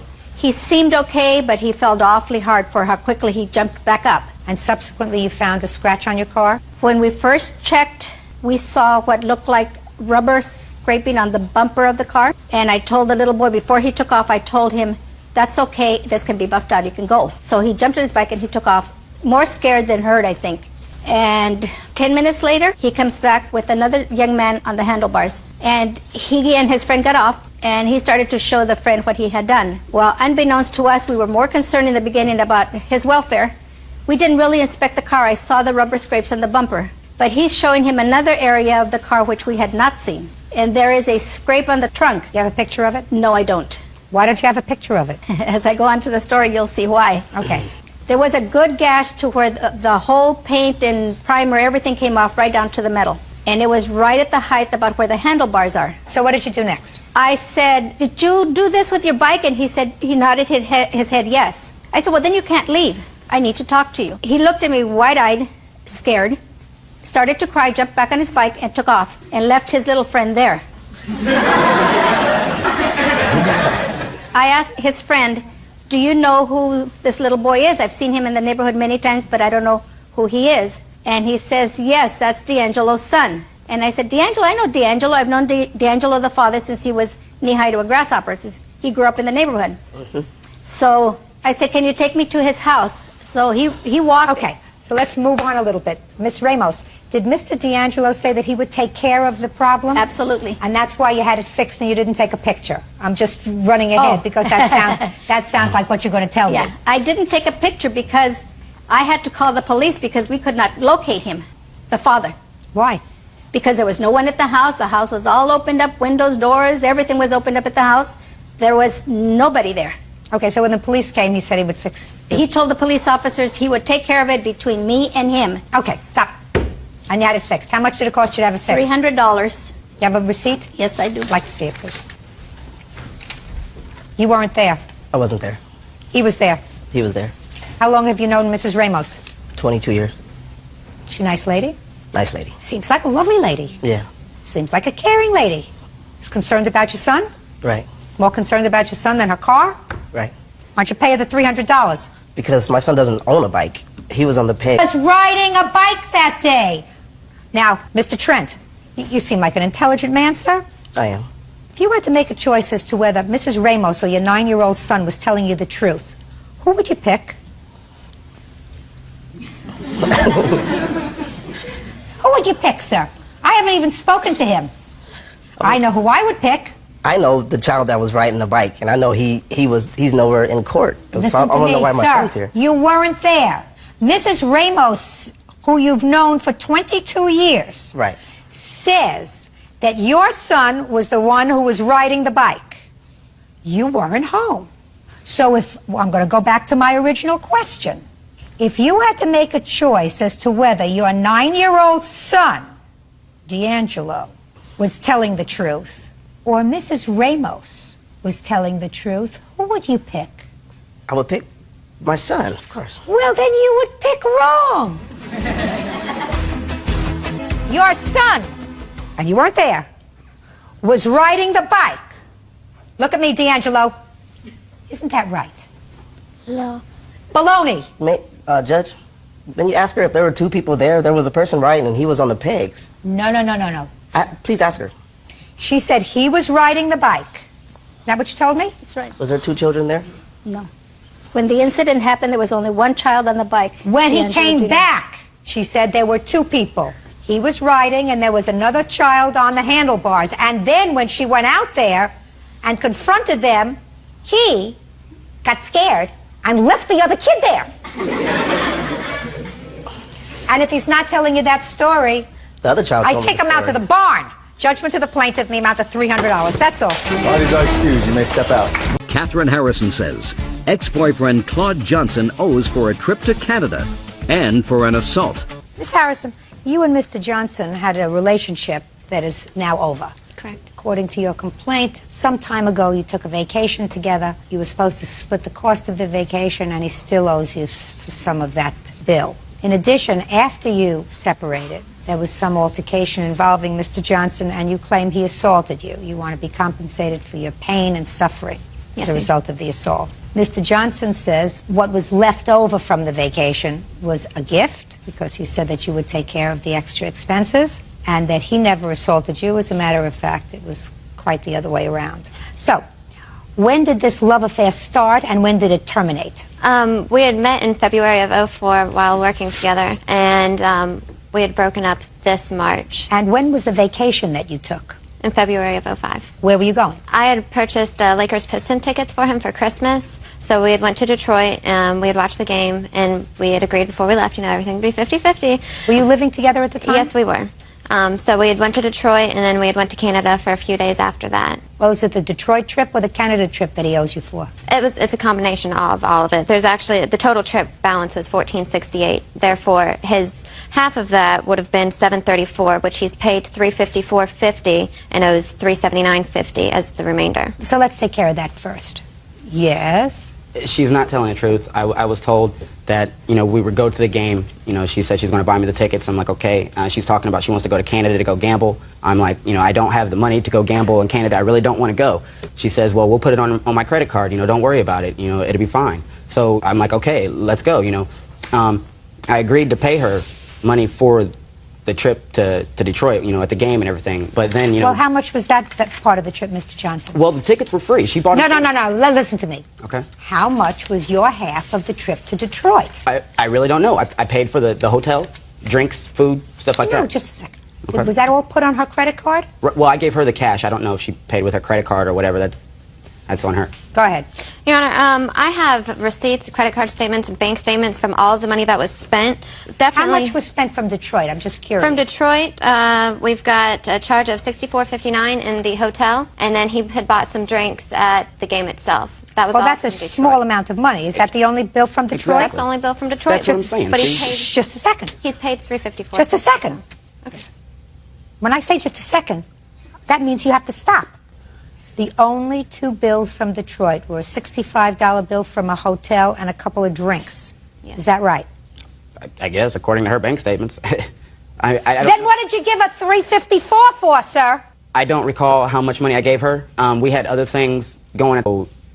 Like it gets really complicated. I'm going to uncomplicate it. You owe $379.50 for the rest of the vacation you took together. You did go, and if you didn't want to go, you should have said, if you want to go to Canada, go alone.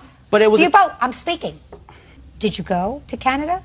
Yeah, it was a gift on her. I'm speaking. I just answer my question. Okay. Don't volunteer anything unless I ask you to volunteer, which will be never. Did you go to Canada? Yes, I did. Did you sleep in a hotel? Yes, I did. Did you eat food? Yes. You owe a $379.50. Oh, man. Now let's get to the assault. You broke up in March of 2005, and when do you allege this assault took place? June 13th. Tell me about it. I had went over to the apartment which we previously had shared together to talk about some previous matters that were unhandled. What? It was money for rent that was due after I had moved out that he had not paid, and then I in turn had to pay. Well, what was your agreement as far as moving out and continuing to pay the rent? The agreement was that he was going to take care of the rent since he did not wish to leave the apartment, which I would have, stayed if he would have left and taken care of everything myself. Okay. Anyhow, he had moved in some roommates as well. So you went over there because you were held responsible for what month's rent? For the month of June, as well as the first 2 months we had lived there were half price, so they violated the lease that we had owed that money to. It was $1,300 that I had to pay. Why did you pay it? Well, I was buying a house, and I could not have that eviction on my credit if it was not paid. Were you evicted from that apartment? No. Did you stay to the end of the lease? No. The lease still isn't up yet. All right. So in June you went to see him about some money that you thought he owed you. Well, I had went over, and he was actually outside already, so he had just come up to the car. So we were talking through the window. It's not true. She's lying. Have you ever been in court before, No, Mr. I have Johnson? not. No. Since you have not, I'm going to give you a kindergarten course about court, especially mine. One party testifies, I ask questions. When she's finished testifying, you will be given an opportunity to testify. Okay. We don't shout out. This is not a discotheque. This is not a give and take. This is an organized, orderly process. Do we understand each other, sir? Yes. I don't have to explain this to you again, do I? No. Keep going. Okay, so he was speaking to me through the window of the car, and he was under the assumption that he thought I had taken money from him earlier that morning when I went to get my mail. So he kept bringing that up, well, I don't care about all this money. Where's my $14? So he reaches in the car, takes my purse. I grab hold of it before he gets it completely across me because I had it right here at my side. So when I wouldn't let go, he starts hitting me in my chest. And so in turn, I let go of the purse. So I got out of the car, and, I was asking him, can I have my purse back, whatever. And he's pushing me and shoving me, pushing me, back from him. So, you know, he goes into the house and gets away from the situation. So immediately I had dialed 911 to, you know, reach the police. And they went to the door, you know, and got him outside and talked to him as well. I have the police run log as well. I want to see a hospital record. Okay, well, I didn't go to the hospital. Doctor's report. I didn't go to the doctor. Get over it. Whatever pushing and shoving was done over the pocketbook was no big deal. Don't make it into a big deal. Then I begin to doubt your veracity. We understand each other? Sure. Good. Did you think that she took money from your house? I know that she took money from my house. And how do you know that, Mr. Johnson? Well, I do have 2 roommates. My roommates were sleeping. It was about 7 o'clock in the morning when she came in my house. In the meantime, I had money on my table in my room. $14. $14, but it was all the money that I had at the time. So, you know, it's like $1 million to me because it's all I had. Anyways, I go downstairs. You know, I talk to her about whatever, you know, the money situation, the rent, da-da-da. Okay, she says to me, she says, how much money do you have? I'm like, well, not enough, you know. Well, you're living there. Why don't you have money for the rent, well, Mr. Johnson? This is about, I have got money, I had, like I said. Listen to me, sir. Don't double talk me.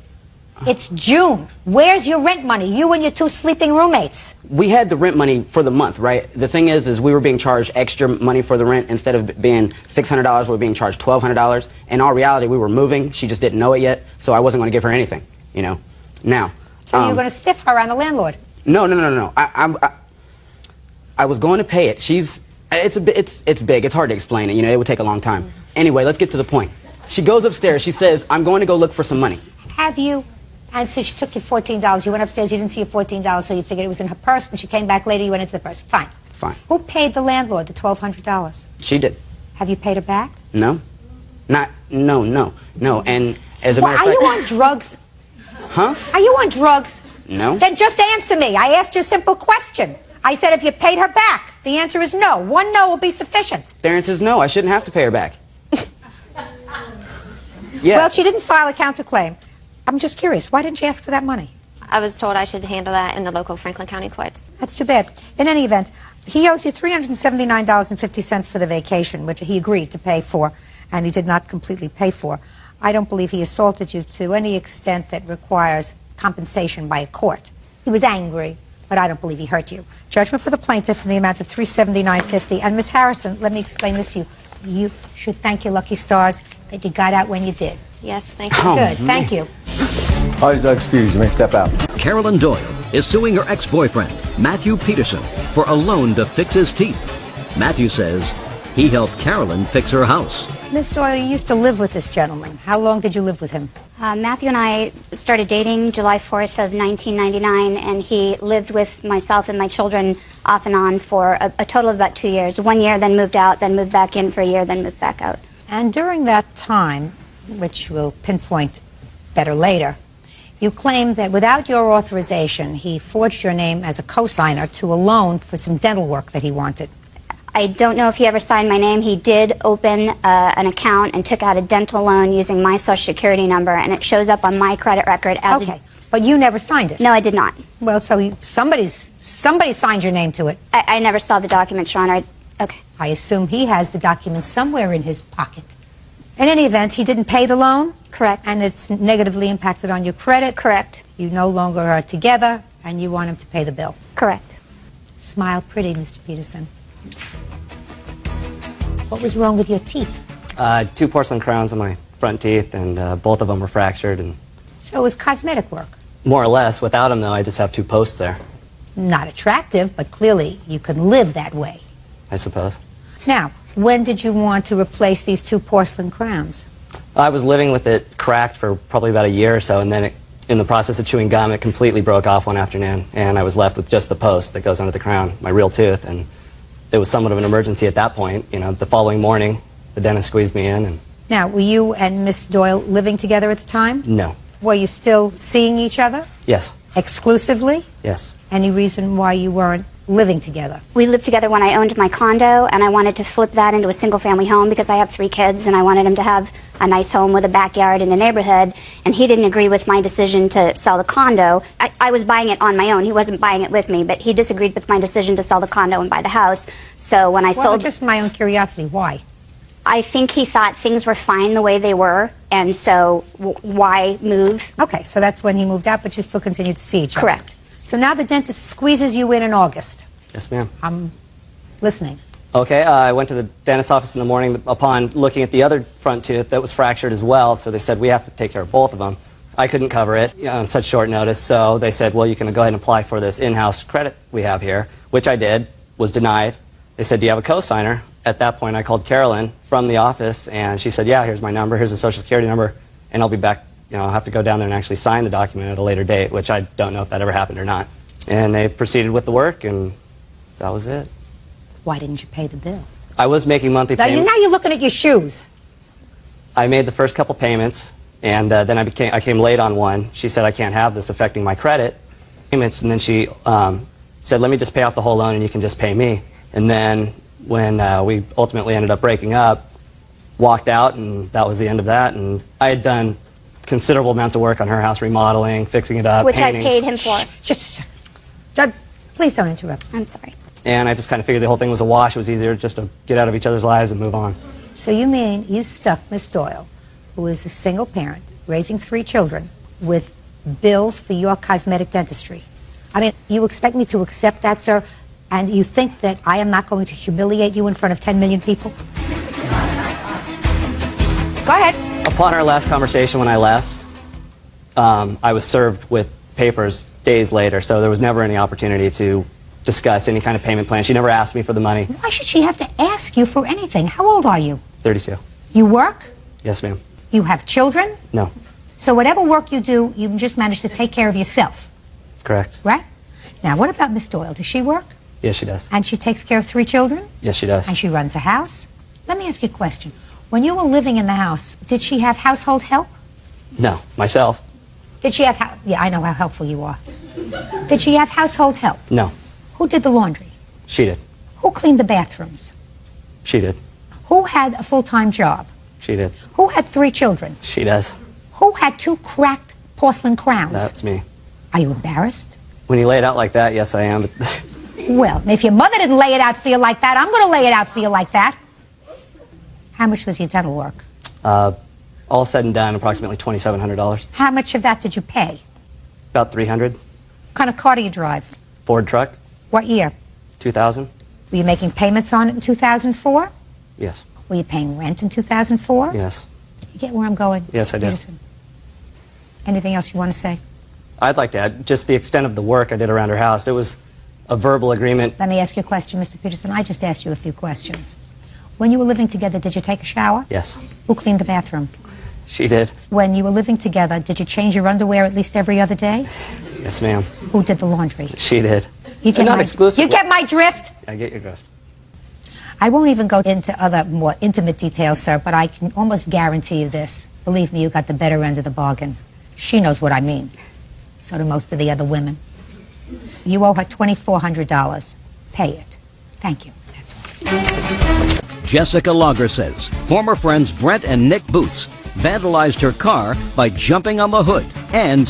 Thank you, Bert. Miss Lager, these 2 young men used to be friends of yours, and it is your claim that some time ago they vandalized your car while they were probably drunk, acting like fools. What's your last name? Boots. And yours? Boots.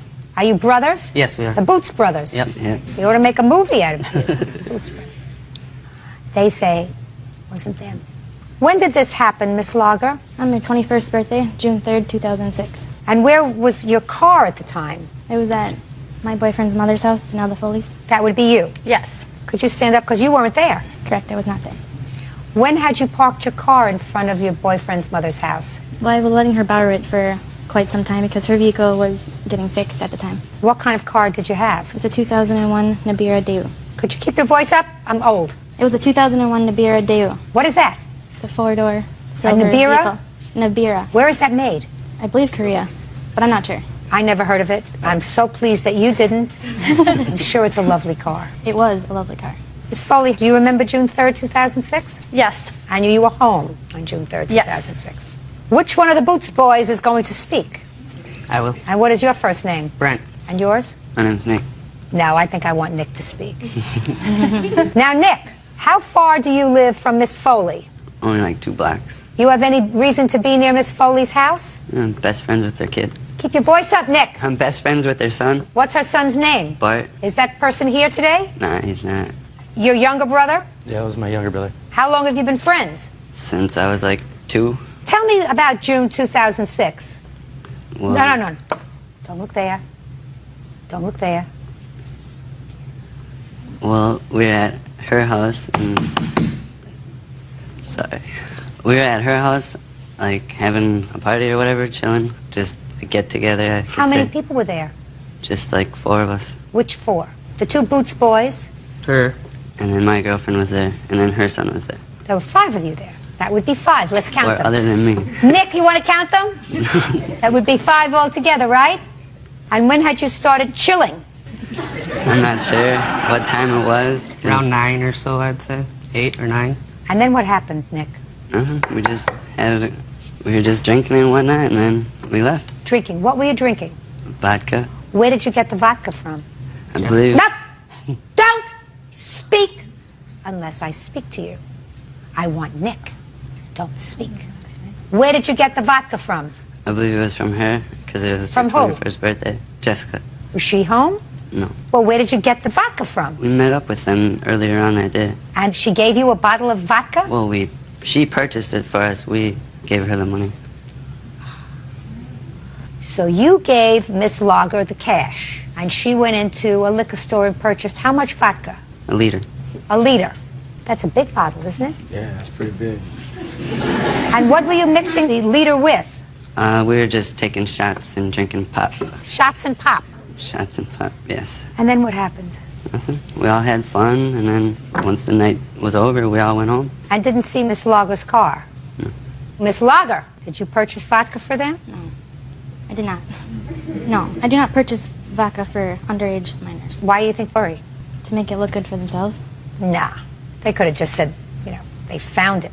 So I believe that you purchased it for them. It was my 21st birthday. Why would I purchase alcohol for them? I have no idea, because they were with your boyfriend's little brother. I wasn't even near them all day. I was with my mother all day. Okay. Miss Foley, tell me what you saw on June 3rd with regard to the Boots boys and Miss Lager's car. I was at home. My son Bartley came up late that night and said, Mother, Brent and Nick are out kicking in Jesse's car. You need to come out and make him stop. So I went down, I looked out the landing. Brent was on the hood of the car, the roof of the car. Brent, why couldn't you let Nick go on the hood of the car? So I went down 2 more flights of stairs. By the time I got out there, Brent was off of the car, standing by the passenger mirror. Nick was standing in front of the car trying to kick the headlight, and he had stated to me that he had kicked the headlight and it didn't break. And Brent said he kicked the mirror off, but it didn't come off all the way. And I asked him why they were doing that, and they were mad at Jessica, I guess, at the time. So why were you mad at Jessica? We were mad at Jessica, but... Well, tell me why you were mad at her. I just want to know why you were mad at her. Stole a digital camera from my ex-girlfriend out of our house. Oh, then I don't believe that she bought you alcohol. There you go. See what happened? If you were mad at her, why would you give her money to buy you alcohol on the same day? He was always around anyways. Oh. Because I used to be best friends with him over there, her boyfriend. We all hung out every day. Now, she's the mother of your really good friend, right? Yes. So you know her for a long time. Most of my You go life. to her house? Put your hand down. You go to her house? Every day, practically. She sometimes gives you a sandwich? You know? I eat over there occasionally, I could say. So you think there's any reason why she would lie about you? No, I wouldn't see a reason why she would. Why would she lie about her son's best friend, who she sees every day of his life, who she's very good to? Why would she lie about him? I don't Do you know. understand my problem here, Nick? Yes, I do. You know where I'm coming from? Sort of, yeah. Are you twins? No. Who's older? I'm older. What about your older brother here? Did he ever go over to Miss Foley's house? Yep. Eat at her house? We didn't really know much people in the area, so we were there all the time. And Miss Foley was always nice to you? Most of the time, yes. Can you think of any reason why she would tell such a horrendous lie about you vandalizing a car that she was driving? Maybe because Jessica's going to give her some money for it or something. No. Then you would have to say that she's a liar and a thief. She is. Miss Foley? Oh, not Miss Foley, but Jessica. I'm talking about Miss Foley. No, she's not. Miss Foley is the one who identified you, not Miss Lager. You want to look at Miss Foley and tell her she's a liar? On this Nick! Yes. You want to look at Miss Foley and tell her she's a liar? You followed your brother. Yeah. No, say this. Miss Foley, you're a liar. I wish she wouldn't lie, that's what Uh-huh. Evidently, you were a better friend than your older brother, because you couldn't say it. Now, when you do something wrong, you're supposed to fess up. Now, it's possible that you two morons don't remember because you were drinking a liter of vodka what you did on the night of June 3rd. That's possible. How old are you? I'm 19. And you? 21. Can I see an estimate on fixing your car and photographs, please?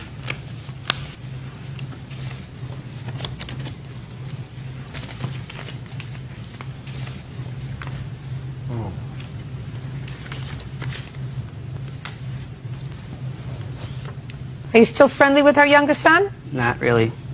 Was he also involved? Well, you don't know. Was your youngest son involved in this? He didn't. Nope. Was he? Just a second. No, he did not do anything to the car.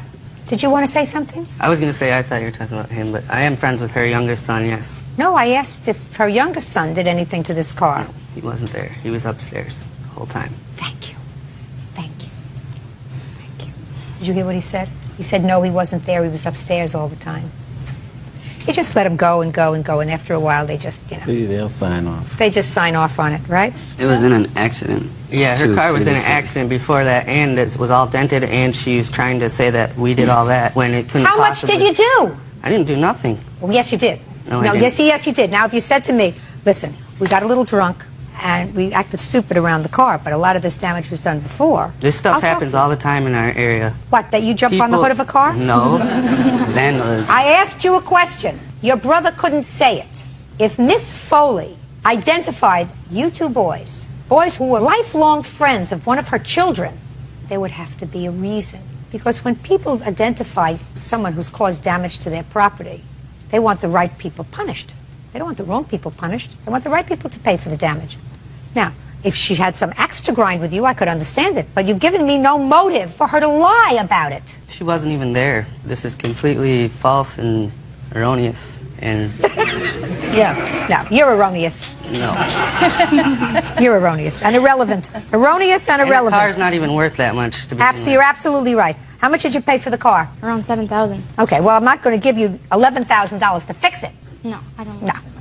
You could go buy yourself a new car. Car can't even drive down the road straight. You let go of the wheel and you'll Listen, be in you the couldn't ditch. walk straight. That's not up to you, young man. That's not up to you.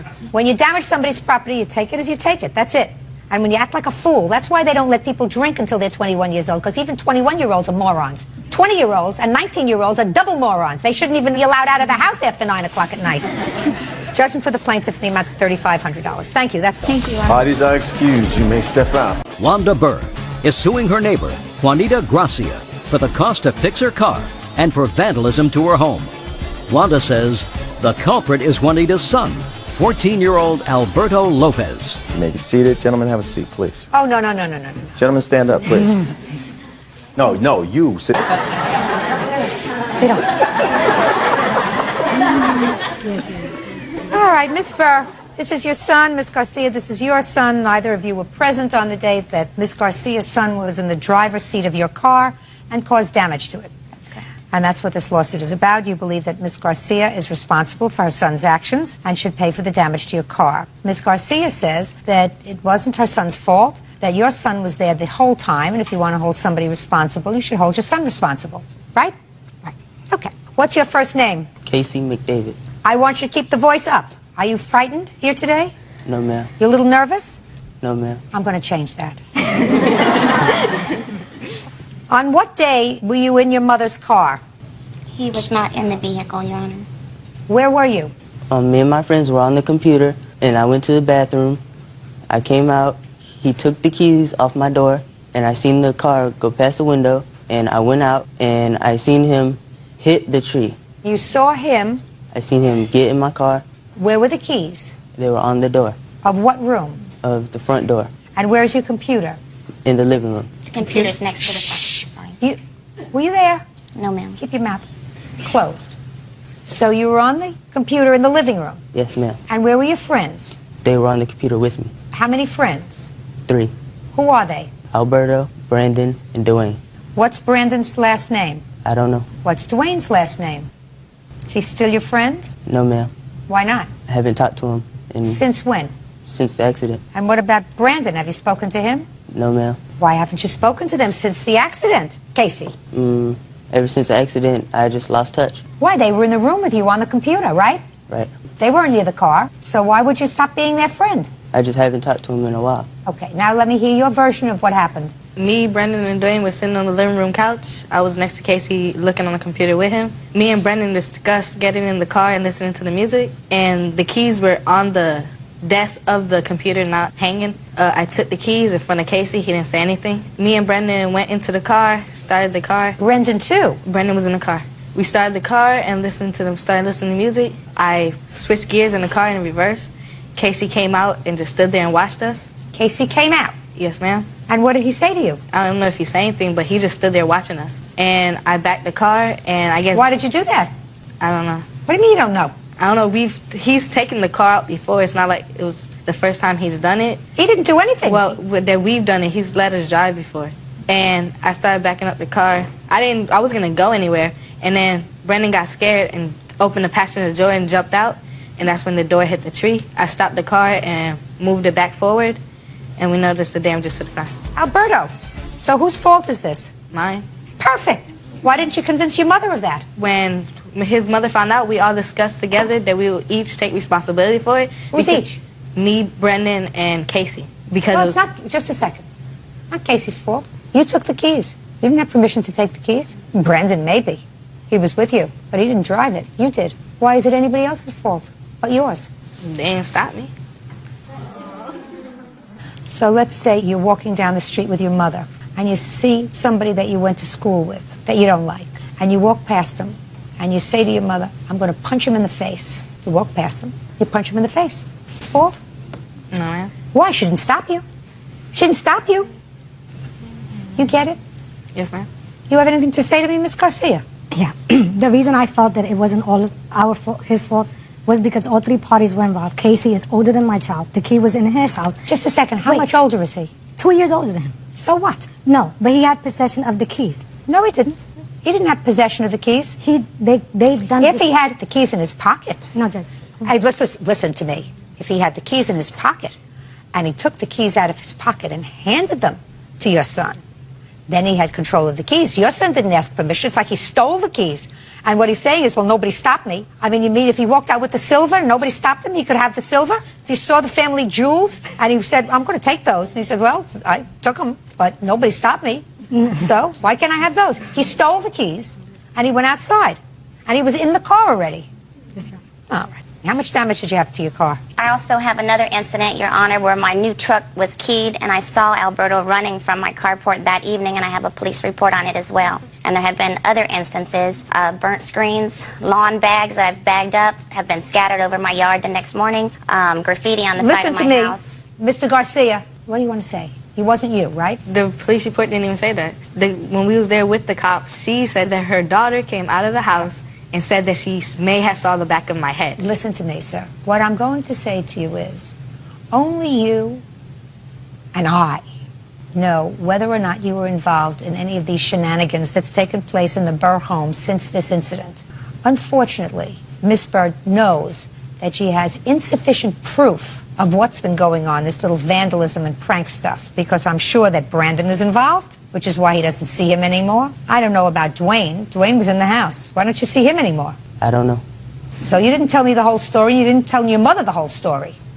He didn't tell you the whole story, Miss Burr. Not the whole story, but he's not responsible. You are. And if you've been fooling around with Miss Burr's property, it better stop, because now 10 million people know that you are potentially a suspect. So there are going to be lots of eyes on you, including the police. Do we understand each other? Yes, ma'am. Good. What's the estimate to fix your car? One is for $1,608, the other one's for $1,733, and the third one, $1,840. Can I see pictures of the car, please? Yes, ma'am. Well, that's not $3,000, $1,608. Where did you learn your math?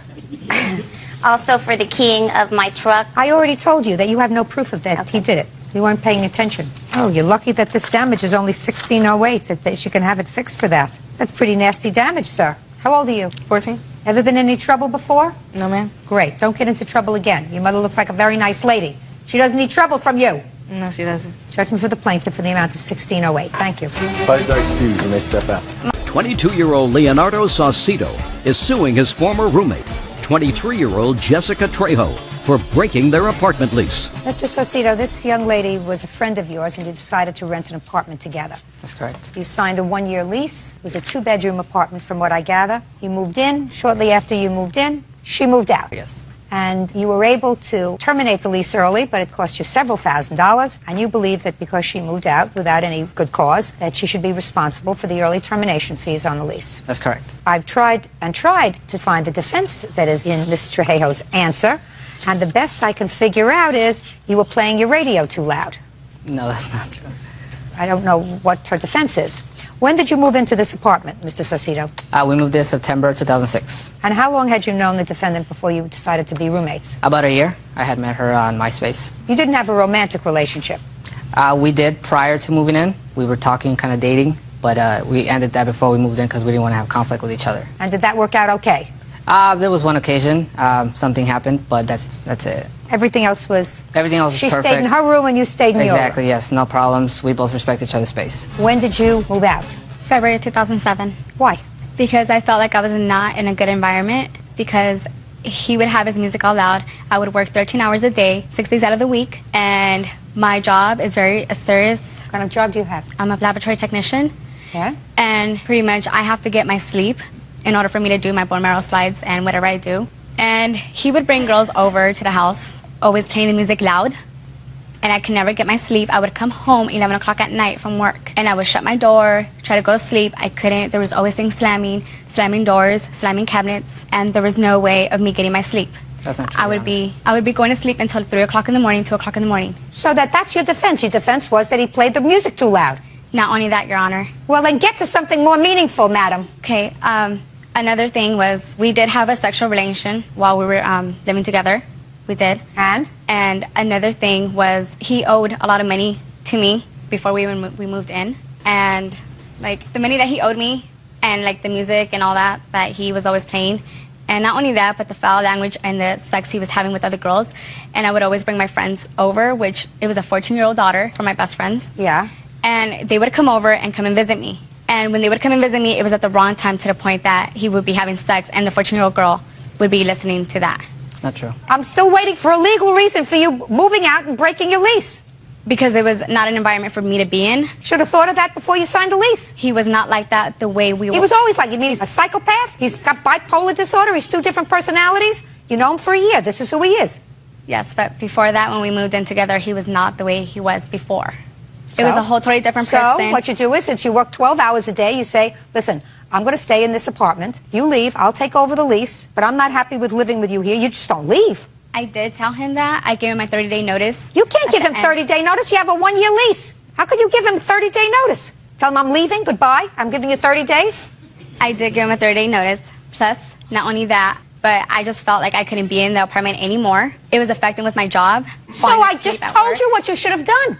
You should have said to him, I think you have to move out because we're not getting along. I told him that we needed to move out. Not we. And not we. He. Okay, well, I did not want it to be there no longer either. Why? No, now I was going to pay whatever was the rest on the lease. Yes. Okay? Now, he decided not to leave from there because he didn't want to live with his grandparents anymore. You're double talking, Ms. Trejo. You're double talking. He did not want to live with his grandparents. I'm not talking about him. I'm talking about you. Why didn't you say, I can't stand your music, I can't stand your social life, please, you move out and I'll stay in the apartment, or you stay in the apartment, I'll move out. If you can't get another roommate, I'll pay the rent or the early termination fees. We did have a communication in that. And sometimes I wouldn't be able to have a communication with him because of my overtime and the hours I was working. So I would leave a note to him, letting him know the problems that it would affect me in my environment, that me being there. So. You can't act like a baby. You can't pack up your suitcase and leave when you have a lease, when you have an obligation. Do you understand that? I understand. Where did you go when you left him? I had went back. I don't want you to think about where you went. I want you to just tell me where you went. To my mom's house. That's an answer. And are you still there? Yes, I am. And you don't pay rent? Yes, I do. How much rent do you pay? $500. I don't believe you. How's that? I don't believe you. I think that you're a slick talker. But I think you did the wrong thing with regard to this young man. You have no valid reason that you moved out of that apartment. None. The radio was too loud? Tell him to turn the radio down. You wrote him letters? Let me see the letters. I assume you kept a copy. No, I didn't. Well, of course not, because it's a lot of baloney. You don't like him having women in the apartment? That was your arrangement. Your arrangement was you were moving in as friends. That's why you moved into a 2-bedroom apartment instead of a 1-bedroom apartment. How much did you pay in fees to terminate the lease? In total, I paid $4,145, but I'm only suing for $3,080 because I'm paying for my half of the rent for the 2 months. Let me see your figures, please. How many months did you stay there, Mr. Saucedo, after she moved out? The first week of March was my last week there. And where did you go? Back to my grandma's house. How old are you? 22. And you? 23. That's where you belong. Judging for the plaintiff in the amount of $3,080. That's all. Step out. Claudia, excuse me. You may step out. Claudia Blanco says ex-boyfriend Rene Trujillo owes for illegally repossessing her car. Rene is countersuing, claiming Claudia's negligence ruined his credit. Miss Blanco, Mr. Trujillo was your boyfriend. Yes. Your complaint alleges that he co-signed for a car for you. Yes. The car was titled in his name? And mine. But he was on the loan? Yes. You couldn't get credit? Both of us were on the loan. But you couldn't get credit yourself? Yes. You broke up. And the agreement, when he agreed to co-sign for you, from what I understand, was as follows. He would co-sign for you, and you would make regular payments on the car, timely, that you would maintain insurance on the car, that you would pay for his cell phone, maintain his cell phone. Anything else, sir? Medical insurance. And keep him on your medical insurance, pay for his medical insurance. Yes. That was in exchange for him obligating himself on the car loan. You broke up. According to Mr. Trujillo, you were late in many of your car payments, which damaged his credit. Yes. In addition, although he doesn't say it, you do, you canceled his cell phone and canceled his medical insurance. In January of 2007, yes. This year. Whatever. You canceled his medical insurance. There was no time limit on this contract. It wasn't really an agreement that I was going to pay his cell phone insurance. It was more of a blackmail, and I have emails to prove that. What do you mean? Just a sec. I'll see you in a sec. But it's my understanding, even from you, in your complaint, that we came to an agreement, this is what you swore to, that he would co-sign my car for me, and I would pay for his cell phone plan along with adding him to my medical insurance. That's what you say? Yes. So, you canceled his cell phone, and you canceled his medical insurance. You fell behind in your car payments, and he repossessed the car and turned it back in. Is that what you did with it, or are you driving it? I currently have the car.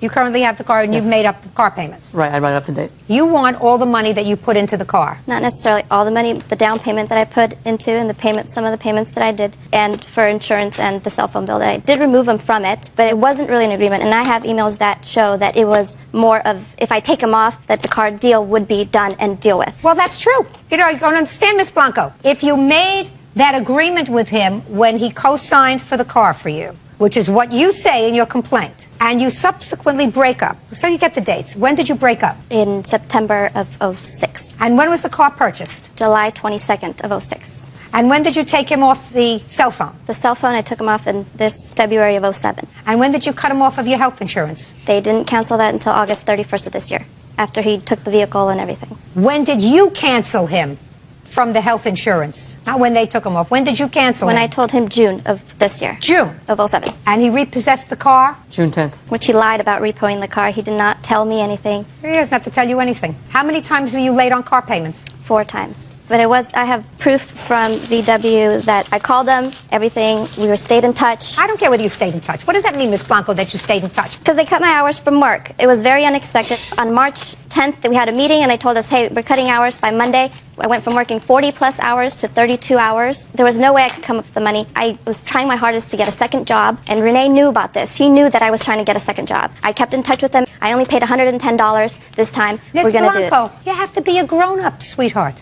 I was Listen to now. me. You can't visit your problems on him. The fact that you were working with Volkswagen and they don't want your old car back, they want to work with you as long as they're going to get their money, right? That's one thing. That doesn't mean it's not reported to his credit as the co-signer. The fact that you lost hours impacted on him. He you knew understand that. I understand That's his that. complaint, because he has a counterclaim. He says you ruined his credit because for 4 times, and I don't care if it was 4 times or 3 times or 2 times, if you don't make your car payment on time, the people who were responsible on that loan are going to be penalized. That was him. He has an absolute right to repossess the car for that alone. In addition to the fact that you had a contract with him, a verbal contract, he would obligate himself on the car if you would maintain him on his cell phone and your insurance. Well, after a while, you're not his girlfriend anymore. You say, I'm going to cancel that cell phone. I don't want to pay for his cell phone, but he's calling other people, and I don't want to pay for his health insurance anymore. I'm canceling it. It wasn't out of a malicious act to It doesn't have to be remove him. It doesn't have to be malicious. That was your contract with him. But it wasn't a contract. Yes, it was. That's what you said. You I said have it emails was an from him. agreement.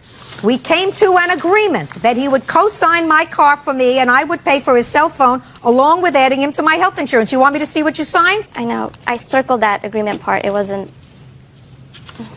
That's what you signed. I know. That's what you swore to. It wasn't an That's what you agreement. said happened. That's what he says happened. You It may not wasn't want to it's- revisit that now. Your Honor, there's an email here that shows the only reason I kept that I want to look at the going email. was because She of doesn't this. understand that the email is going to support exactly what I said.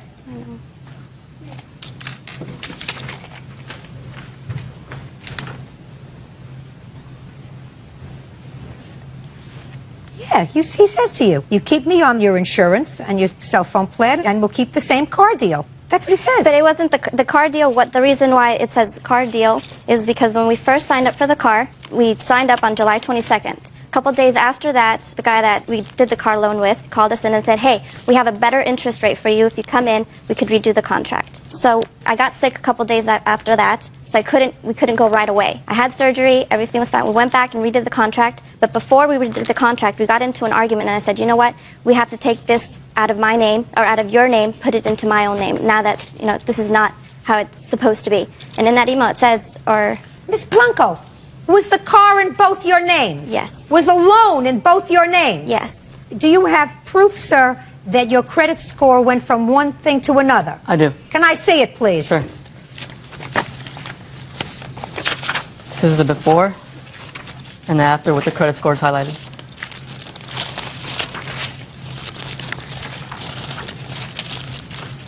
I have the proof of, or not proof, but when we first co-signed the car, they did a credit check on us, and I have the credit score that they gave us on his and Not mine. us, him. And mine. Both of ours. Just his. Oh, you want What was his? His was 776. Now it's 630. Now it's 630, based upon your 4 late payments. Now, is this a new car? Yes. You know, when you walk out of the showroom, the car is diminished by 20%? Yes. So he had to take over a car that was now worth 20% less because you ruined his credit, in addition to cutting off his cell phone and insurance. Forget that. So you don't get anything for that, Ms. Blanco? Nothing. This should is have not, kept it wasn't an agreement. I know that says it says it's agreement, but when we were signing it upstairs, I circled it and said it wasn't really an agreement. Whether it was or it was not, you cannot ruin the co-signatory's credit rating because you had a problem with your job. That's not his problem. He knew that, and we were trying. We Listen to both me. wanted to make payments on it, but they didn't take credit card. And I Listen, tried Ms. my hardest to Blanco, get a stop second job. crying. Did you buy a new car? No, I have not. Why not? I'm saving up for it. Good. That's what you Because I should have want done. payments. That's what you should have done. And at that's the what we beginning. wanted to do, and I wanted to do, and I have proof that I tried my hardest to get my car to pass MOG so that I didn't have to get a new car. Chucky was also there as when I was searching for a new car. I did not want payments whatsoever, and he convinced me to get a new car and get payments. You are a very strong young lady, and you don't seem to me like somebody who's shy. You got into difficulty. He had a right to take back the car. Not the way he did, though.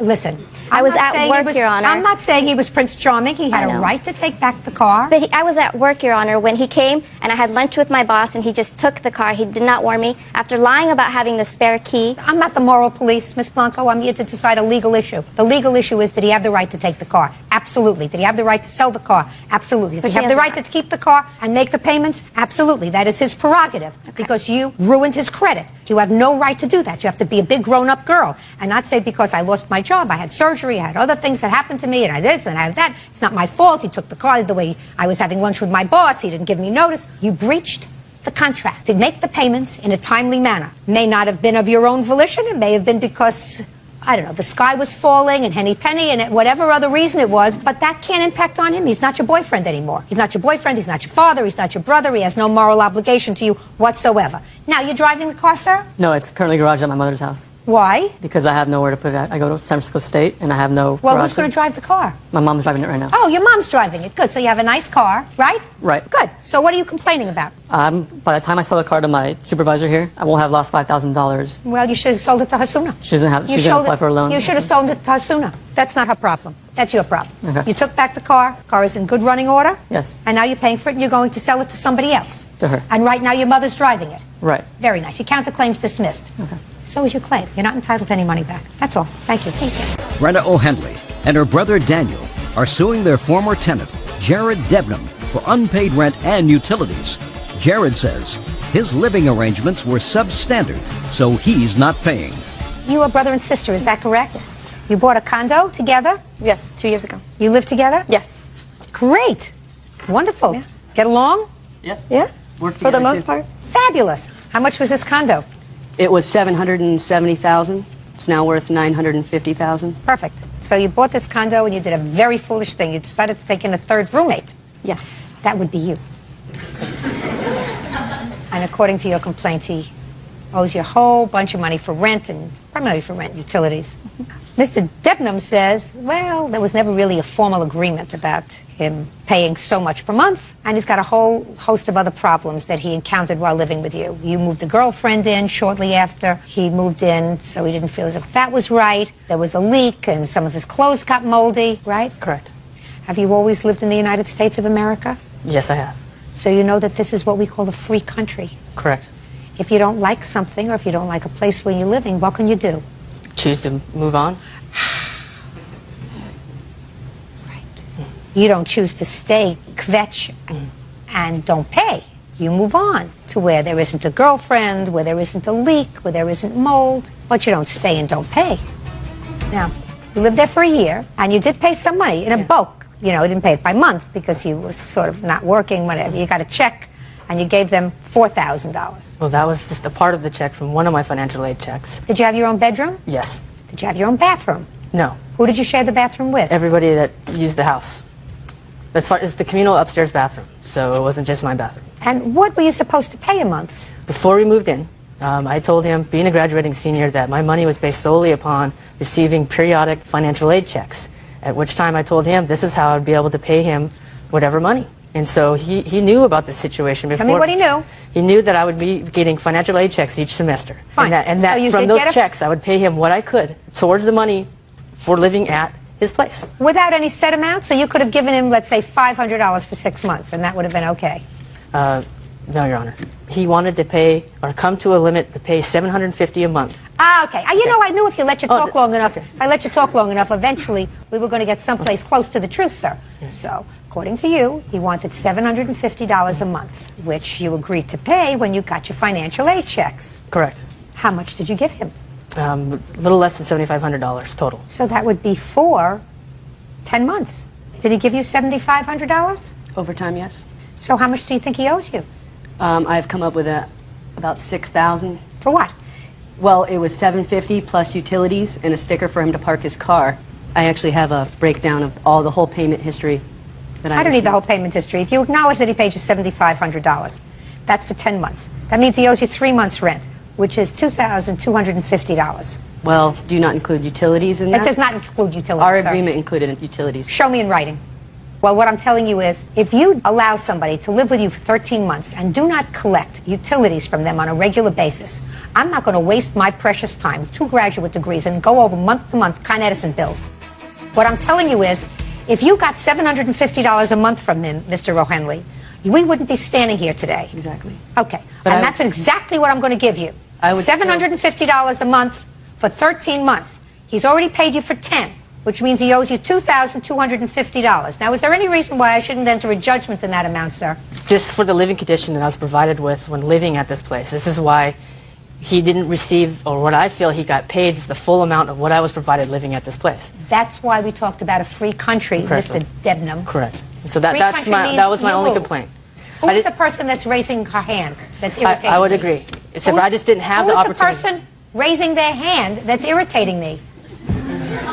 This is my fiance, and she's the person who lived with me at this place, not lived, but came and stayed at my place, or not So our it place, wasn't excuse me. only his girlfriend that stayed. Your No. girlfriend stayed too. I'm sorry, Just a second.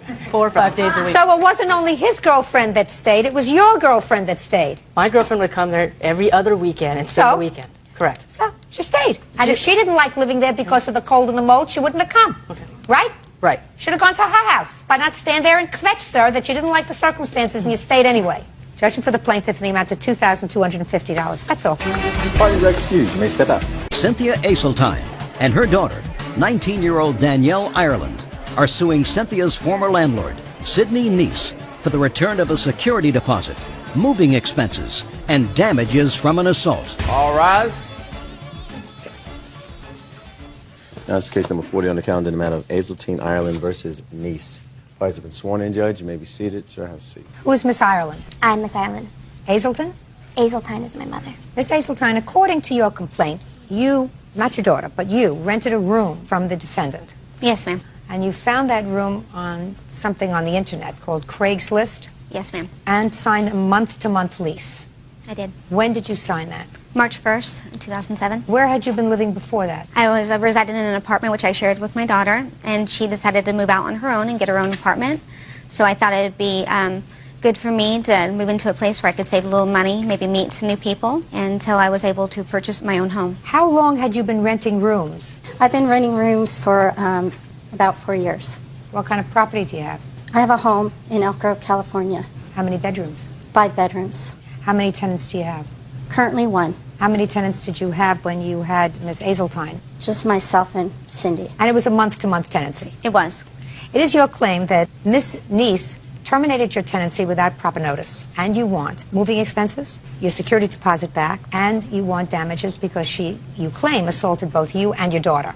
Yes, ma'am. Ms. Neese says that you are not entitled to your security deposit back because you promised that you were going to stay through April, and you didn't. It is her claim that you actually assaulted her.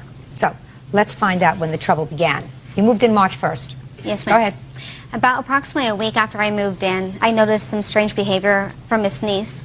When I was in the home alone, and especially when I had company over, I would notice some outbursts. It seems she was talking to herself, kind of laughing out loud. She'd walk through the home when I'd have company over and bang anything that would make noise, opening and closing compulsively the garage door. The washer was close to my room, so she'd slam the washer door up and down. Got it. Let's move on. Okay. And I became just really uncomfortable in the home. I'd find myself, I'd sign up for overtime, I'd go to the gym, anything to avoid coming home because her behavior was really disturbing, uncomfortable. And so I noticed that it became more obvious when I had company over, so I decided to talk to her about it. So maybe I was doing something wrong. And so I came home, and so I knocked on her door. She didn't answer, so that's when I called her cell phone, and I found that she was actually at home in her room. And she came out, and I had a conversation with her, and I said, is there something bothering you, lately? Because I've noticed that you've been slamming things around, banging things. And her response was, bang? I don't bang. Bang? I don't bang anything. I said, oh, okay. Well, apparently, when my boyfriend's over, does he make you uncomfortable? No, I don't have a problem with your boyfriend.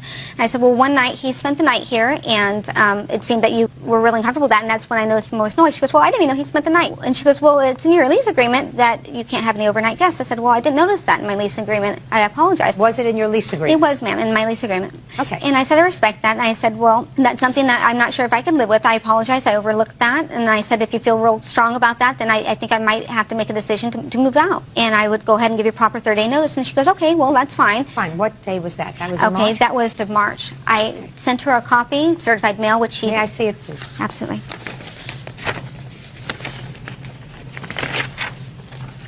That was sent regular mail as well as certified mail, which I have a receipt there. Ms. Neese never picked up the certified copy. Okay, and you received this letter terminating Yes. her tenancy. Yes, I have Fine. it right here. Good. So what happened? Okay, What was so next? things were a little still uncomfortable in the house, so I decided to avoid her as much as possible. About a week after giving that notice to her, I came home and found that she was interviewing another tenant, which I gave her the privacy. I had went and cleaned up and got ready to go back out again. I haven't She even then, you have a turn. Right now, plaintiff is talking. Okay. Go ahead. After I had finished and cleaned up and the person had left, she had come and spoke with me and said, okay, well, when are you going to be moving your furniture out? I understand, I received your 30-day notice. And I go, well, I can start putting it in storage soon if you really need the space, because she was saying that she wanted to offer that space to the tenant. She goes, well, that's your right to keep it there for the remainder of the month. And, things seemed to be okay then, but she's still exhibiting some behaviors that I just didn't feel it. I understand. You were moving out for a reason. Keep going. Absolutely. And so I had received a phone call on March 31st. I was at the gym, and I received a message from Miss Neese. And the message, she says that she's demanding that she have a face-to-face meeting with me and discuss the 30-day notice agreement and finalize me moving out. And so I was kind of, you know, I didn't Just understand. tell me what happened. Don't okay, so tell I me what called you her were up, thinking. and I said, I got your message. What's the deal with me having to come over? And she goes, well, I want you to speak to me face to face. I gave you the same respect when you gave me your 30-day notice. And I said, well, I really don't want to have any confrontation with you. You're making me feel really uncomfortable and threatened. She goes, well, if you do not come home right now, I'm going to lock you out. And I said, you can't lock me out. And she goes, I'm telling you, if you don't come home right now, I'm going to lock you out. At that point, she disconnected the phone call. Me and my boyfriend were at the gym. I said, come on with me. She's threatening to lock me out. I need to go home. When we got there, me and my boyfriend entered the home, and Miss Niece was in the kitchen. She had already taken all my groceries out of the fridge and out of the cupboard and had set them up on the counter as if she was moving me out. I said, what are you doing? Please put my things back. You can't move me out. What's the problem?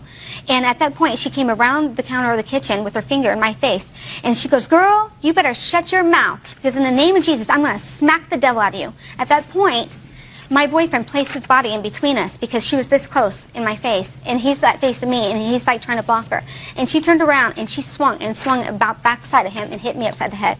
At that point, I grabbed my cell phone. She grabbed her cell phone. I called the police. She called 911. The police arrived, a female police officer. Police officer went and spoke to Miss Niece. Miss Niece had stated that she was going to be locking me out of the house, and the officer had stated, legally, ma'am, you cannot lock her out of the house. And she goes, don't you tell me how to run my Can household. I see the police report, please? Yes, ma'am. Now, when did the incident happen with your daughter?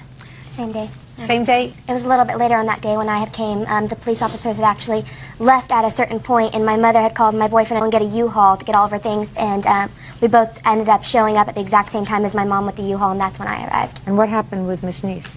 Well, we came into the house, and she was in her bedroom, had shut the door, was in her bedroom, like the police officer told her to stay in the room. I went into this little front area that was right next to her bedroom door and started to grab furniture. And I grabbed this big glass top that was to one of my mom's coffee tables, and I started going out. And then Miss Niece came out of her room and was really mad and angry, and was directing a lot of anger at myself and at Ryan, saying that he didn't have any right to be in the house, and that was saying something about how we couldn't go through the garage door. She was telling us we had to go through the front door for some reason, and I was standing on my way to the garage door. She was really like livid and saying that we couldn't be in our house, that we had no right to be in there, and then she comes up behind me and grabs me by the back of my neck and like kind of pushes me and then kind of hits me. And then Miss Niece turned around to my mom and starts getting in her face, and she's throwing her hands wildly and stuff, and then she goes to make a fist like she was going to strike my mom, and I grabbed her arm and I put it down and I said, don't touch my mom. And then it just turned into a scuffle where she was just being really wild. Okay, Miss Niece, I Yes. would like you first to tell me your version of the events of the 31st of March. Okay, Saturday, March 31st, I initiated a call to Cindy to finalize things in the matter. She had sent me a letter March 20th indicating that she was going to move out at the end of April. And so I wanted to finalize things as far as obtaining the rent for April. She already told you that she was going to give you the rent April 3rd in the letter. Right. In my lease, it indicates, in the initial agreement that we signed, it indicates that if any rent is not paid time or in full, that they will forfeit the security. That's in item number 2 in our What lease. difference does that make? She already said, I'll pay you your rent on April 3rd. It's in her letter that she sent to you. Because I just like to do things decently and in order. So This is decently and in order. You called her on her cell phone. I called her on Saturday and I asked, because she had initiated an appointment in mid-March. She wanted to see if her boyfriend could stay overnight. And she knocked on my door. Actually, I was napping, and she knocked on my door until... Don't interrupt her. I'm just asking you what you told her on March 31st. You called her, she's at On the March gym. 31st, I asked her if she had any time in the afternoon. I said I'd appreciate if we could finalize things and, get the rent. So then she started cursing at me, and she started getting really violent on the phone and calling me up. Did you tell her she had to come home or else you were going to change the locks? No, absolutely Did you not. take her food out of the When she refrigerator? I'm speaking. No, I didn't actually. Did you take her food out of the refrigerator and place it on the counter? No, not... Did you tell the police when they arrived that you were planning on changing the locks and locking her out? When she started cursing at me on the phone, because by the way, she's been pretty violent before, so when she came home from the gym, she came home and she kicked me, which I have a photo of the bruise on my leg from when she kicked me then.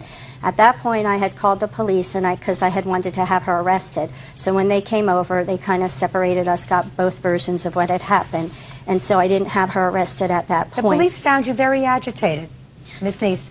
According to all 3 police officers who arrived at the scene. Well, she assaulted me. I have They pictures. found you. She admitted biting me on the arm. There was an altercation. There's no question there was an Well, altercation. I actually didn't touch her or her daughter. Both of them came home. She called her daughter, and they both came in, and then they assaulted me in my room. And that's why I had called the police a second time. When I was on the phone with the police, I was terrified. They said, "Where are you?" I said, "I locked myself in my room because I was afraid they were going to come in again." I have pictures of the door and from when they tried to barge in my door.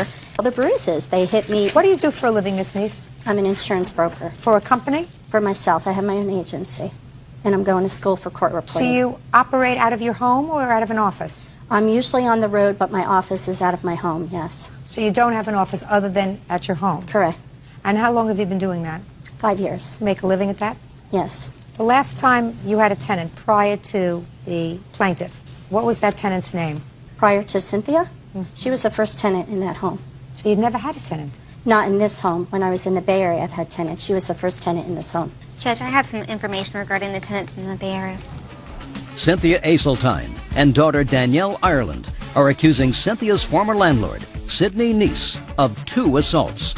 Now, you wanted to say something?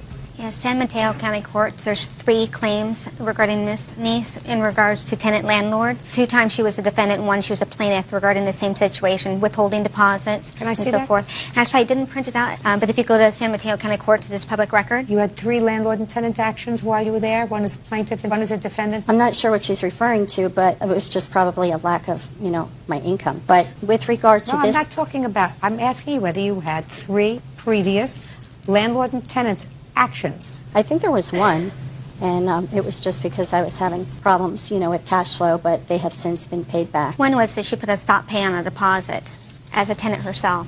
That sound familiar? I'm not sure what she's referring to, but I would appreciate if we could talk about this case today and why, I don't believe that I owe her the security deposit. You absolutely owe her the security deposit. There's no question that you owe her the security deposit. Okay. You told her to leave. I've read the police report. You said you wanted her out that day. She left. She did not stay the month of April, despite the fact that she said she was planning on paying April's rent. You absolutely owe her the security deposit. There's no question about that. Well, because she assaulted me, and I had to put out expense. She didn't return the key when she moved out. I believe that this was an unfortunate circumstance, that everybody's tempers got very flared up. Actually, on that. mine did not. Well, not according And to the Miss Neese. According to the police, the only person assaulted by her and her Miss daughter, Neese, and her boyfriend had to pull them off of me. And the police department. when I'm she speaking. moved When I'm out- speaking, don't speak. Okay. Clearly, not only did you claim that they were assaultive, you I have also. I'm photographs of all speaking. the I'm assaults. speaking. Do you hear me speaking? You also claim conspiratorial behavior on the part of the police. You weren't satisfied with the police officer who came. You demanded their supervisor. 2 supervisors arrived. They couldn't calm you down. You demanded their supervisor. So everybody is in a conspiracy against you. There's something not right, Miss Neese. All of that is clearly contained in the police report. I assume you have a copy of it. The copy that I obtained from them does not contain that information. That's not what they had given me. They May gave not me be what one they line. gave you, but that's what I have. Okay, can I show you the pictures of my bruises? Absolutely. And actually, I still have them on my body. Absolutely. Show me. This is a picture of when she bit me in the arm. She absolutely acknowledges that And she bit you in the then, arm, and she a says she bit bruise you. on my I'm breast. speaking. Don't you want to hear me speaking? She absolutely acknowledges that she bit you in the arm so that you would let her go. Absolutely, ma'am. Okay, can I tell my version of the story, ma'am? When I contact the police department. Okay. What had transpired, basically, the whole issue, when she first, in the initial ad, I indicated no alcohol, no overnight guests, and she breached both of those. She was drinking a lot while she was there, and she was having overnight guests, her boyfriend. And I never even said anything because I didn't want to get into it. But then she mentioned, she talked to me that one day, and I said, no overnight guests. Are you okay with that? So she gave you said, notice. yes. Listen, I got it. I have other things to do today. She said, I'm moving. She sent you an appropriate notice that she's moving. Move on with it. Get to the 31st. Right, but then she didn't pay the rent, and so I wanted No. She has no obligation to pay the rent on March 31st. None. And if you demanded that she come home from the gym... I didn't demand that she came home. I called her on the cell phone, and I said, do you have any time this afternoon? What's your availability? I don't think you should have roommates. I don't think you should rent rooms to anybody. I don't. I think that you are a very, very nice lady who clearly should live alone, not with anybody else, because you can't make rules for adults. I mean, she's an adult lady. She's not a teenager. You didn't rent to a teenager. And if you don't like other people living in your house because other people aren't going to do things the way you do, Well, it's not that I want to do things the way I want to do. Don't. But when I rent rented a room. they said no overnight guests. When Absolutely I rented, they right. set their And she guidelines, said I and didn't. I honored them. So if she didn't want to. Do you take medication? Do you take medication? No, ma'am. You should. Because I've already told you 4 times, this is the 4th time, that when I start to speak, you have to stop. Okay. You can't. That's something that's not working right. You owe her security deposit, which was how much? It's $500. Did either of you seek any medical treatment for your injuries? No, Yes, I did. I'm not talking about you. Now, where did you move when you moved? I was actually homeless for 8 days. I was allowed to stay at my boyfriend is roommate with another roommate, and he was fine. out of town. That's fine. Don't make up things as we go along. You weren't homeless because you were able to sleep someplace. Well, yes. I mean, I was without a permanent. Fine, and then you found someplace. Yes, ma'am. Perfect. Whole thing is very, very unfortunate. Really, very unfortunate. You want to say anything to me? No. You want your security deposit back? Absolutely. You got it. Judgment for the plaintiff in the amount of $500. Your counterclaim's dismissed. That's all. How does that excuse you may step out? Shelby Crowther is suing her neighbor, 24-year-old Cody Moore, for vet bills. Shelby says Cody's 6-year-old son, Caden, threw her dog in the air and broke his leg. According to your complaint, Miss Moore's little boy, this 6-year-old, was in your backyard where your dog was playing. He was invited over by your son, who is a couple of years older. How old are you? 8. Stand up next to your mother. I have a few questions for you. Tell me your name. My name's Cody. Cody, do you know this little boy's name? No. What's your name? Caden Moore. He does know my name. Caden Moore. Yeah, when we were at daycare. Oh, there. Okay. Is he your neighbor? Yes. Remember that day when your dog got injured? Say yes. You remember? Yes. You have to answer my questions. Were you playing in the backyard? Yes. Did you invite him to come over in your backyard? Did you offer him a lollipop? Yes, but I put it through the fence. Did you offer him a lollipop? Yes. And did he take the lollipop? Yes. Did he come around in your backyard? No. He was never in your backyard? Yes, but How did he get there? climb the fence. And what happened when he got there? We started playing for a little, then he picked him up and threw him up in the air and broke his leg. What did you say to him when he did that? Nothing. What did you do? I picked up Gizmo. And where did he go? My mom told him to go back home. And he did. And you took your dog Gizmo to the doctor? Correct. And he had a broken leg? Right. And you want Miss Moore to pay for the vet bills? Correct. I'm listening. I did not become aware of the situation until she had come over to my house to let me know what was going on. I talked to my son, and he said that her son told him that if he'd climb the fence, that he would give him a sucker and they could play. So he's over in the backyard? Mm-hmm. And my son did say that he picked up the dog, that her son asked him to put the dog down, and my son did that. However, he did not throw her dog at Well, how do you all. think the leg got broken? I believe that he did drop her dog. A dog that weighs 4 pounds has a leg like a toothpick, so I'm sure it did break. That's, I believe that. So either way, whether he dropped him or threw him. I offered to pay the bills. I gave her my cell phone number. I asked her to please call me when the dog was done so that I knew what was going on. She's my new neighbor. I just moved in. So what was the problem? The problem started when she tried to press criminal charges on my child. No, And what that's actually happened- in the police report that I have with me. She had told the police a completely fabricated story. The police Well, came- what did you do after the dog? You took the dog to the vet. After I picked the dog up, went in the house, and immediately went over to her house. My husband held the dog for me. I went over to her house and explained to her what had happened. She told me that's not possible. Her son was in his bedroom, and that is not true. He was just in my backyard, and I told him to go home. Okay, well, maybe she didn't know that. We went into the backyard. He wasn't in there, so he was in the garage. And she asked him, and he said yes, he did pick the dog up and drop the dog. Okay. And I told her, I said, you're going to be responsible for these vet bills. I said, I don't have the money. She looked at me and said, well, I'm a single mom, so maybe it's best to put the dog to sleep and I will buy you a new one. I immediately looked at her and said, that's not how this works. This is my dog. I mean, he's my baby. We're not going to put him to sleep. Did you go over there, Miss Crowther, angry? No, I did not raise my voice at her. You don't have to raise your voice. I was upset. I was bawling. Okay. I was upset. Okay. I mean, I can imagine that you were upset, and I can imagine that you were not calm when you spoke to her. You may not have been screaming at her. You may not have been cursing at her. I don't know. But I assume, based upon just the way you phrased it to me today, that you did not go over there in a neighborly-like way. Right. Well, that was wrong. This is not something that's done maliciously. Right. So then you should have taken it down a notch. Right? Right. You owe her an apology. I'm sorry if I upset you. You should have taken it down a notch. She didn't do anything. Right. I didn't become enraged until she told me to put my just dog a second. to sleep. Enraged is a relative term. If you went over there and you say, gee, that was just a real bad accident, I think that your little boy was responsible for my dog's broken leg. Right. You know, I'm going to take the dog to the vet. You know, we're going to be able to handle this. That's one way of putting it. Another way of putting it is to go over there with screaming mimis on, you know, because your dog is injured. I got it. But I think, at least with her, you overreacted. She said she'd pay the vet bill. What's the vet bill? Well, the problem is... She said she'd pay the vet bill. What's the vet bill? $364.25. That's a hefty bill for her to pay, but if she said she would pay it, it's her responsibility and she's going to take care of it. Did you call the police? Yes. Why? Because I was informed that I had to have a police case number in order to file a civil claim in court. Well, I don't know who's giving you legal advice. Certainly not any reputable person I know. You don't need a police report in order to file a small claims case. I don't understand if I said I would pay it, why she would have to file a small claims case. I have no idea. I have no idea. She was only going to pay the initial bill. She told me she would not pay to have the cast removed. She flat told me, I'm only going to pay the $299. And I says, what about the remaining costs? She told me, too bad, I've talked to an attorney and you're not getting any more than that.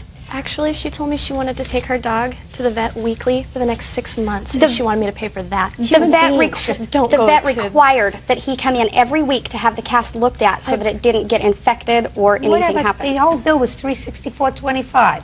Judgment for the plaintiff, $364.25. When you have a new neighbor, you try to handle things reasonably. She seems like a nice lady. Now you're at odds with each other and you share a backyard. That's terrible. And you have two kids who would probably play very nicely together. You know, they're two nice little boys. See if you can go have a cup of coffee together. It would probably be a very good idea. You're going to live there for a long time? Plan to. All right, so we got off to a bad start. See if you can make it better. Okay. You'll be happier. That's all. Thank you. 19-year-old nanny Stephanie Goodall is suing her former employer, 26-year-old Wendy Elder, for a fraudulent check she cashed on Wendy's behalf. Berg, you got to listen to this very carefully. I don't always ask you to do it, but this one is just one of those. I will pay attention. Okay. Miss Goodall was Miss Elder's nanny. Yes, ma'am. And according to the complaint, Miss Elder, according to her, received a check from some relative. And the check, for some reason, was made out to Miss Goodall, because according to Miss Elder, this relative was old. And she asked Miss Goodall to cash the check. Miss Goodall deposited the check for $1,850 in her checking account. And then, slowly, over the course of several days, withdrew the money and gave it to Miss Elder. It turns out that the check bounced. Now, Miss Elder got the cash and spent it. Of course. Miss Goodall got the shaft because her bank wants their money. Sure. Miss Elder is outraged that Miss Goodall is suing her, and she's going to explain why. Go! Your Honor, I didn't write those checks. They were not in my name, they were in her name. I spoke to my relative over the phone. I explained to him that we were having a nanny for my brother's wedding, and he offered to pay expenses and nanny expenses. And I said, okay. Just a minute, you're adding that to your answer, by the way. That's not what you said in your answer. What you said in your answer was that a relative of your husband's agreed to help you with trip expenses, not nanny expenses, trip expenses. Trip and nanny expenses, Your Honor. Listen to me. Correct? Yes, because Your you say this is a relative of your husband's. Yes, Your Honor. And I assume your husband has a job? Yes, Your Honor. And what about you?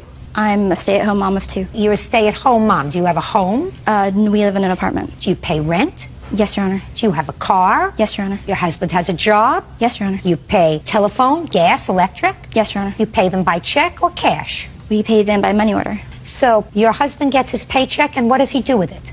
We go. Don't think fast. What does he do with his paycheck? He cashes it. Where? At the bank.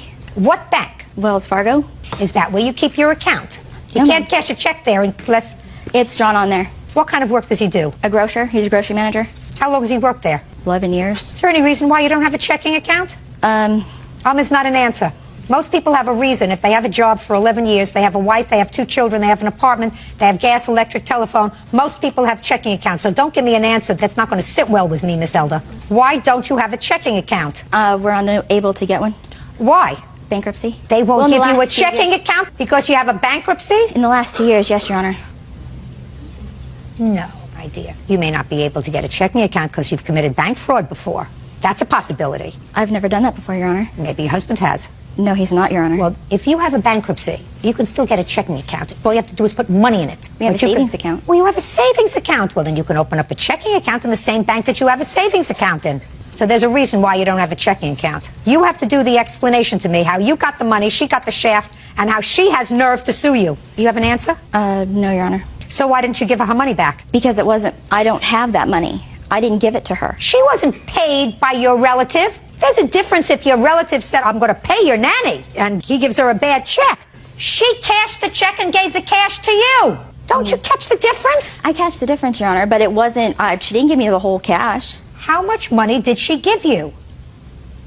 How much money did you give her? I gave her $1,900, Your Honor. I have record of $1,500. So, let's say I believe you now that we're getting to $1,500. She gave you the cash. Why shouldn't you give it back to her if the check was bad? Well, my relative or my husband's relative should give it to her, not I. Can I say something? I have record that shows that this was from her account, not from her relative. Just a second. Maybe the records that you have are going to help me figure out whether she's a thief or dumb. Okay. Let me see. Right.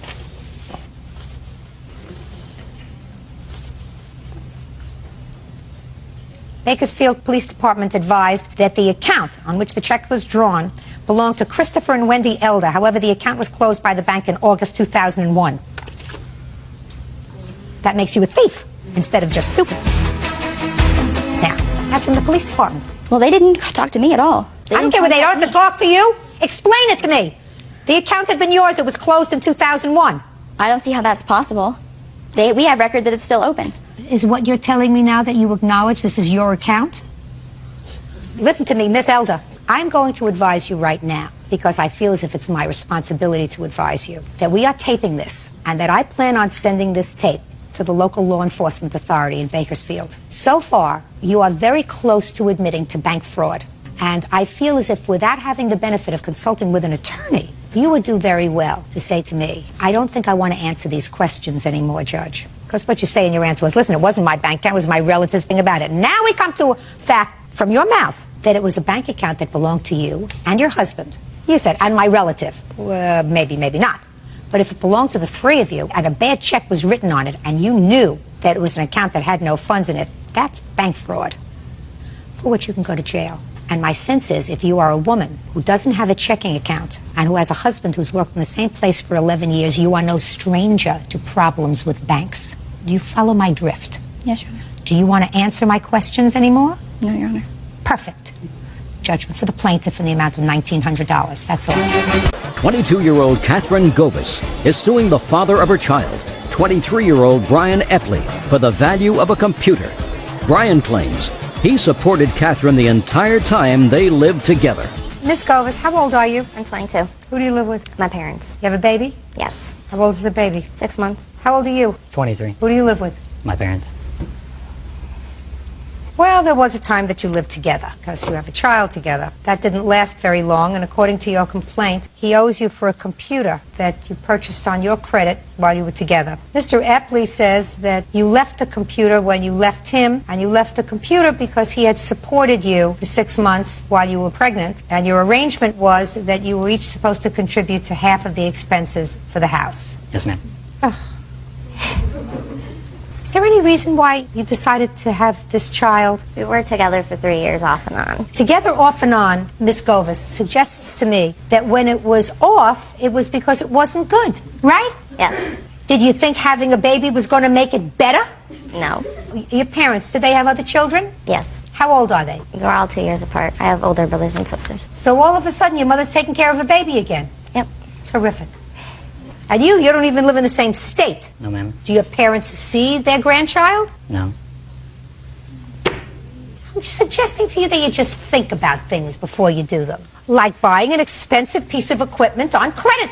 Now, you want to tell me how that came about? He was going to school and working at the same time, and he was working nights, so for him to wake up and go to the library to use a computer and all that, it was too difficult and too time-consuming, so he asked me to get him a computer on my play with credit. your nails. Sorry. He asked me to get him a computer on my account because he has bad credit. My parents paid for his bankruptcy, which was a couple months prior. He got that all settled, and then in February of the next year, I got him the computer. And 3 weeks later, we broke up. Were you pregnant when they paid for his bankruptcy? No. Your Honor, they didn't pay for my bankruptcy. It was $600 for me to file bankruptcy. I only had $400 of it at the time, $100 that I didn't have to go ahead and file for it. Did you pay him back? Yes, ma'am. No, he did not. My father would not take the money from him. But you offered I it. offered the money. Oh, that's fine.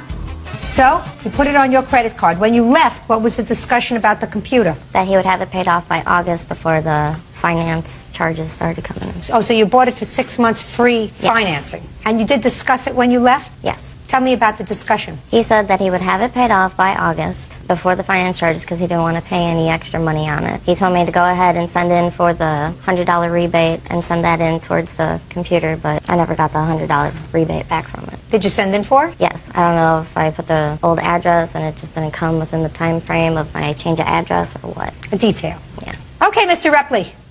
Let me hear. Okay, we moved in together on January 1st of 2005. I moved her down here from Illinois. That's whenever we got together, and I told her at that point in time, you know, I wasn't in a hurry for her to get a job, but I would appreciate the help. We lived there for 4 months, and then we moved into a more expensive place, and I told her I needed her help at that time. We agreed she would pay half the bills and half the rent to help me out, as well as I was going to school full-time and working full-time. So whenever she left, she said, okay. No. Okay, you needed help. And when you told her you needed help and she agreed to pay for half of the expenses, sir, in what month was that? That was in February of 05. And in what month did she become pregnant? I believe it was September, October. August. Between February of 05 and August of 05, did she work?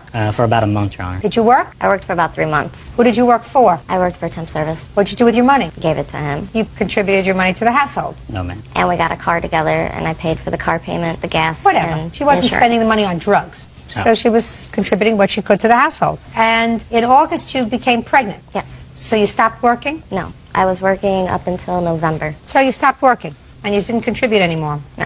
All right, now you tell me, sir, about the conversation you had about the computer when she left. Whenever she left, her family came to Indiana to help her pack up to move back.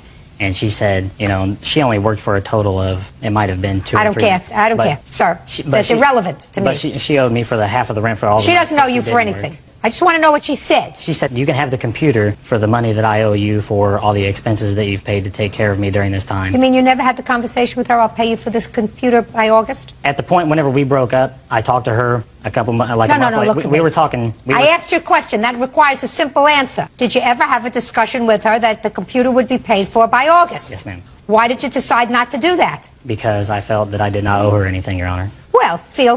That's what we're talking about. So you see, you did have the discussion. Yes, ma'am. How much does he owe you for the computer? After everything, it is now $1,750.79. So, Mr. Repley, this is the situation. If you move in with somebody and things don't work out, that's one thing. She moves on, you move on. Takes 2 to tango, it takes 2 to make a baby. Takes 2 to have a problem if they don't want to have a baby. I believe her that she worked on and off, not consistently, not like you did. Maybe that was a good indication that you didn't want to get involved with somebody who was not keeping up their half of the bargain, right? Yes, ma'am. Then what you don't do is have a baby with her. And there are things that you can do in order not to do that, right? Yes, ma'am. You owe us $1,750. You still have the computer? No, ma'am. Why not? I sold it. Why? Because I did a change of jobs and I was hurting on money, so I had to sell the computer. Well, this is going to hurt even more. So now you don't have the computer, you have to pay for it. Yes, ma'am. $1,750. That's all. Step back. Brooke Beeson claims former roommate Kimberly May broke their lease when she moved out of their apartment. How old are you? 21. Who is this? My mother. Let's see. Thank you. Miss Beeson, you and the defendant leased an apartment together. Were you both in college at the time? She dropped out of college. I was still attending, yes. And according to your complaint, she moved out. Yes. On the lease. She moved out on the lease, and in addition to moving out on the lease, she, according to you, defamed you by telling certain things to your landlord about what was going on in the apartment. You want to be compensated for both. Absolutely. Half of the rent and the defamatory remarks that she allegedly made to the landlord. Yes. When did you sign the lease? May 2006. And you had known each other for a long time, according to what I read in the complaint. So this wasn't new. And it was just the two of you in the apartment? Yes. When did you move out? June 29th, 2006. Okay. Now you're going to tell me why you moved out. Due to bad circumstances. No, well, that's... Drug use, and she clearly disrespected me after asking her plenty of times, her friends in and out of my stuff, my bathroom. I had to put a lock on my door because I didn't feel comfortable leaving my own house, and that's why I left. Let me try to sort it out a little bit. You felt uncomfortable because her friends were coming to the house, and you felt uncomfortable with them. Yes. Why? Because they were up all hours of the night using drugs. Did you ever see anybody using drugs? Yes. Who? Brooke and her friends. What kind of drugs? Marijuana, and that's all I saw. Did you ever smoke marijuana? Yes. So they were up, they were partying, they were smoking marijuana. That I know of. That you know of. A substance that you also indulged in. Not at the apartment. Wherever. It's somebody's apartment. You didn't do it in the street, right? Right. But you didn't do it at school, right? Right. So you had to do it in somebody's apartment, right? Yes. Okay. So you had to put a lock on the door. Yes. Your bedroom door. Mm-hmm. Tell me when you put a lock on the bedroom door. In May. Tell me why. Because I didn't feel my belongings were safe. She had people in and out of our apartment. Miss May, did you have any rules that you set up to this apartment with Miss Beeson? No. Well, then you have a problem, madam. Your problem is you have to be a big girl. I know that now. And if you sign a lease on an apartment, you can't just pick up your marbles and go home. So far, you haven't given me one valid reason why you would be entitled to break a lease. You're alleging that you saw her and her friend smoking marijuana. Whether you did in the apartment or not, I don't know, but you certainly did it in somebody else's apartment, so you weren't frightened of drug use because you did it yourself. Not at the time. Before I have. Whatever. I didn't say at the time, before or after. So you weren't certainly frightened of what you saw there because it was something you had indulged in yourself. I mean, I can understand you not being happy if there's lots of partying going on. Did she complain to you about that? Is not an answer. Did she complain to you about people being in the apartment? Or, yes. So what did you say to her? They're mutual friends of ours, so at certain times, the same friends that would be there with me would be there when I would come home. Late at night, they would be over with her. Well, why didn't you try to work it out? Sit down and work out a scenario where at 1 o'clock in the morning, everybody goes home, whether it's your friends or her friends. Why didn't you try to work it out? Because it wasn't an ongoing thing. It wasn't day to day. It wasn't day in, day out. So it was never a continual issue. Well, but she made it an issue. When did she tell you she was moving out? Never told me. Moved That's a out. lie. Vacated the premises without any warning. Said she needed to talk to me the morning before I came home from work. I said, you know what, I have school all day. I'll be home at 2 o'clock. I have to be at work at 5. If you want to talk when I get home from school, that's totally fine. If you want to meet me, I'll be here from 2 to 5 before I go to work. Came home, didn't say a word to me. I went to work, came home, and all of her things were gone. What efforts did you make to find another roommate to take over your lease? I told her 3 weeks prior to my moving out. What efforts I didn't did you make any. Well, you have to. You can't just walk out on a lease. Now, what proof do you have that she made statements to the landlord about you? I have a document that she had given to the apartment complex, if you want to look at this. That she signed? That she has signed, yes, absolutely. I'd like to see it.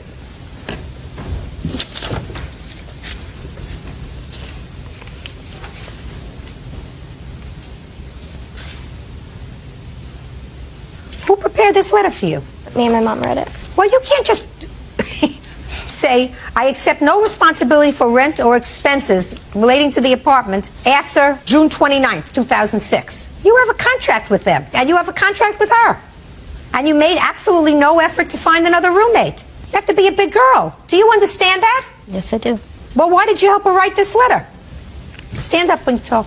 Because she needed to write it at the time. What do you mean she needed to write it at the time? I don't understand you. Did you know your daughter smoked marijuana? She had before. She had before? Yes, She I did probably know. had during, and I guarantee you she does afterwards, maybe not in the apartment, but it's not something that frightens her because she does it herself. And that's the only drug use that she ever says she saw in the apartment. So why would she sort of ascribe any untoward behavior to the plaintiff? It's outrageous. She's a baby, and she shouldn't be coddled by you. Should have told her not to rent the apartment in the first place. You have a roommate now? No, I do not.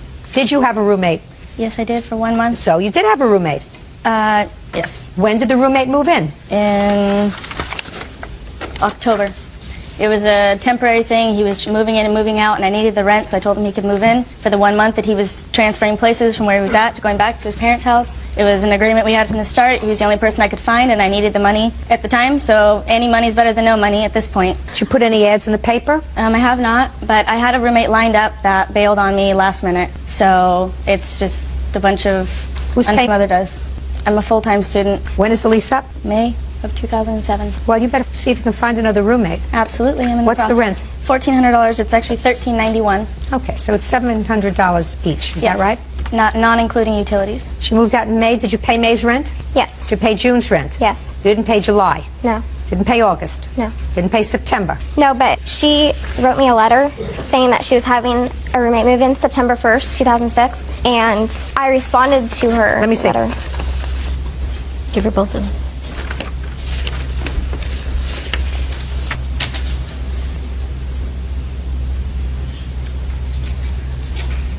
Okay.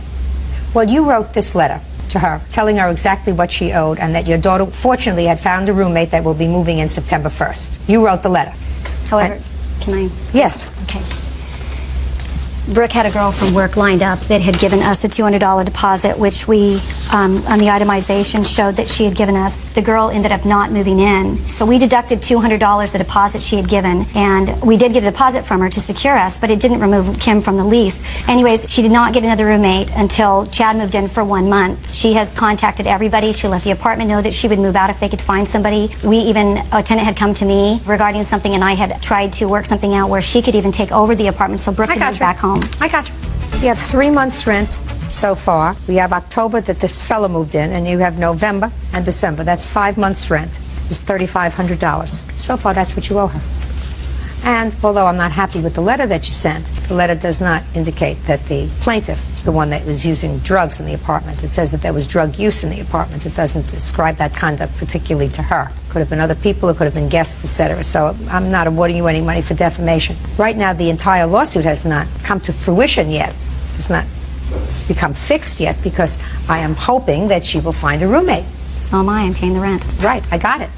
You can't do that. And your daughter can't do that. She's got a responsibility. Why should this mother be responsible for the rent? Let your daughter move in, she'll move out. You want to do that? Stand up. Move over. The apartment's lease goes until next May. Right now, Miss Beeson's mother has been footing the bills for your daughter's share of the rent. She's perfectly prepared for her daughter to come home and live at home. You want to assume the responsibility from January until May for your daughter? She'll move out and your daughter can move in. That way she can be safe. She can have only her own friends. How about it? No, I would not. Why?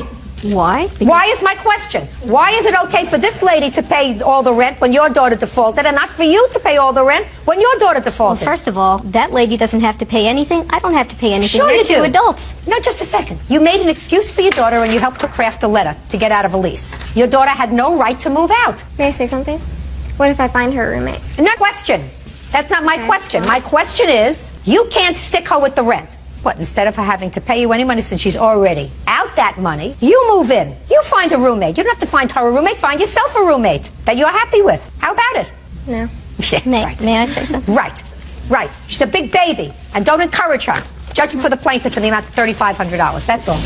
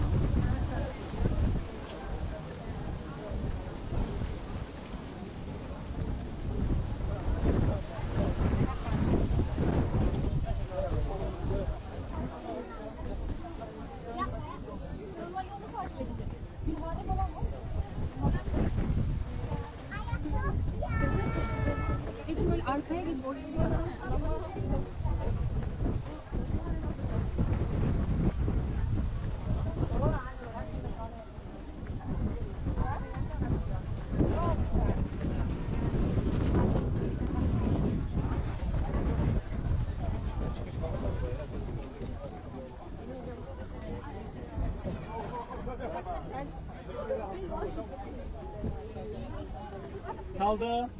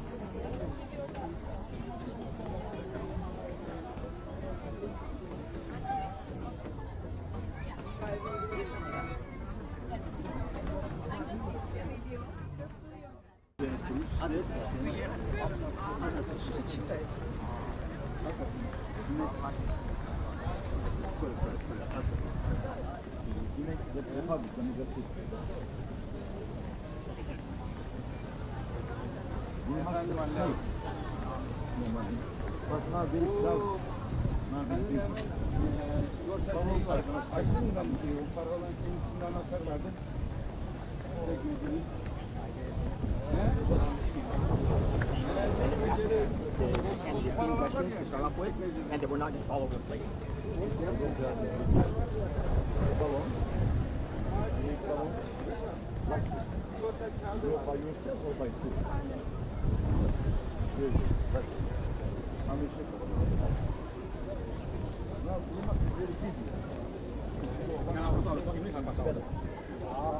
Really, just Friday, very busy, you know. But you can see Obelix from here.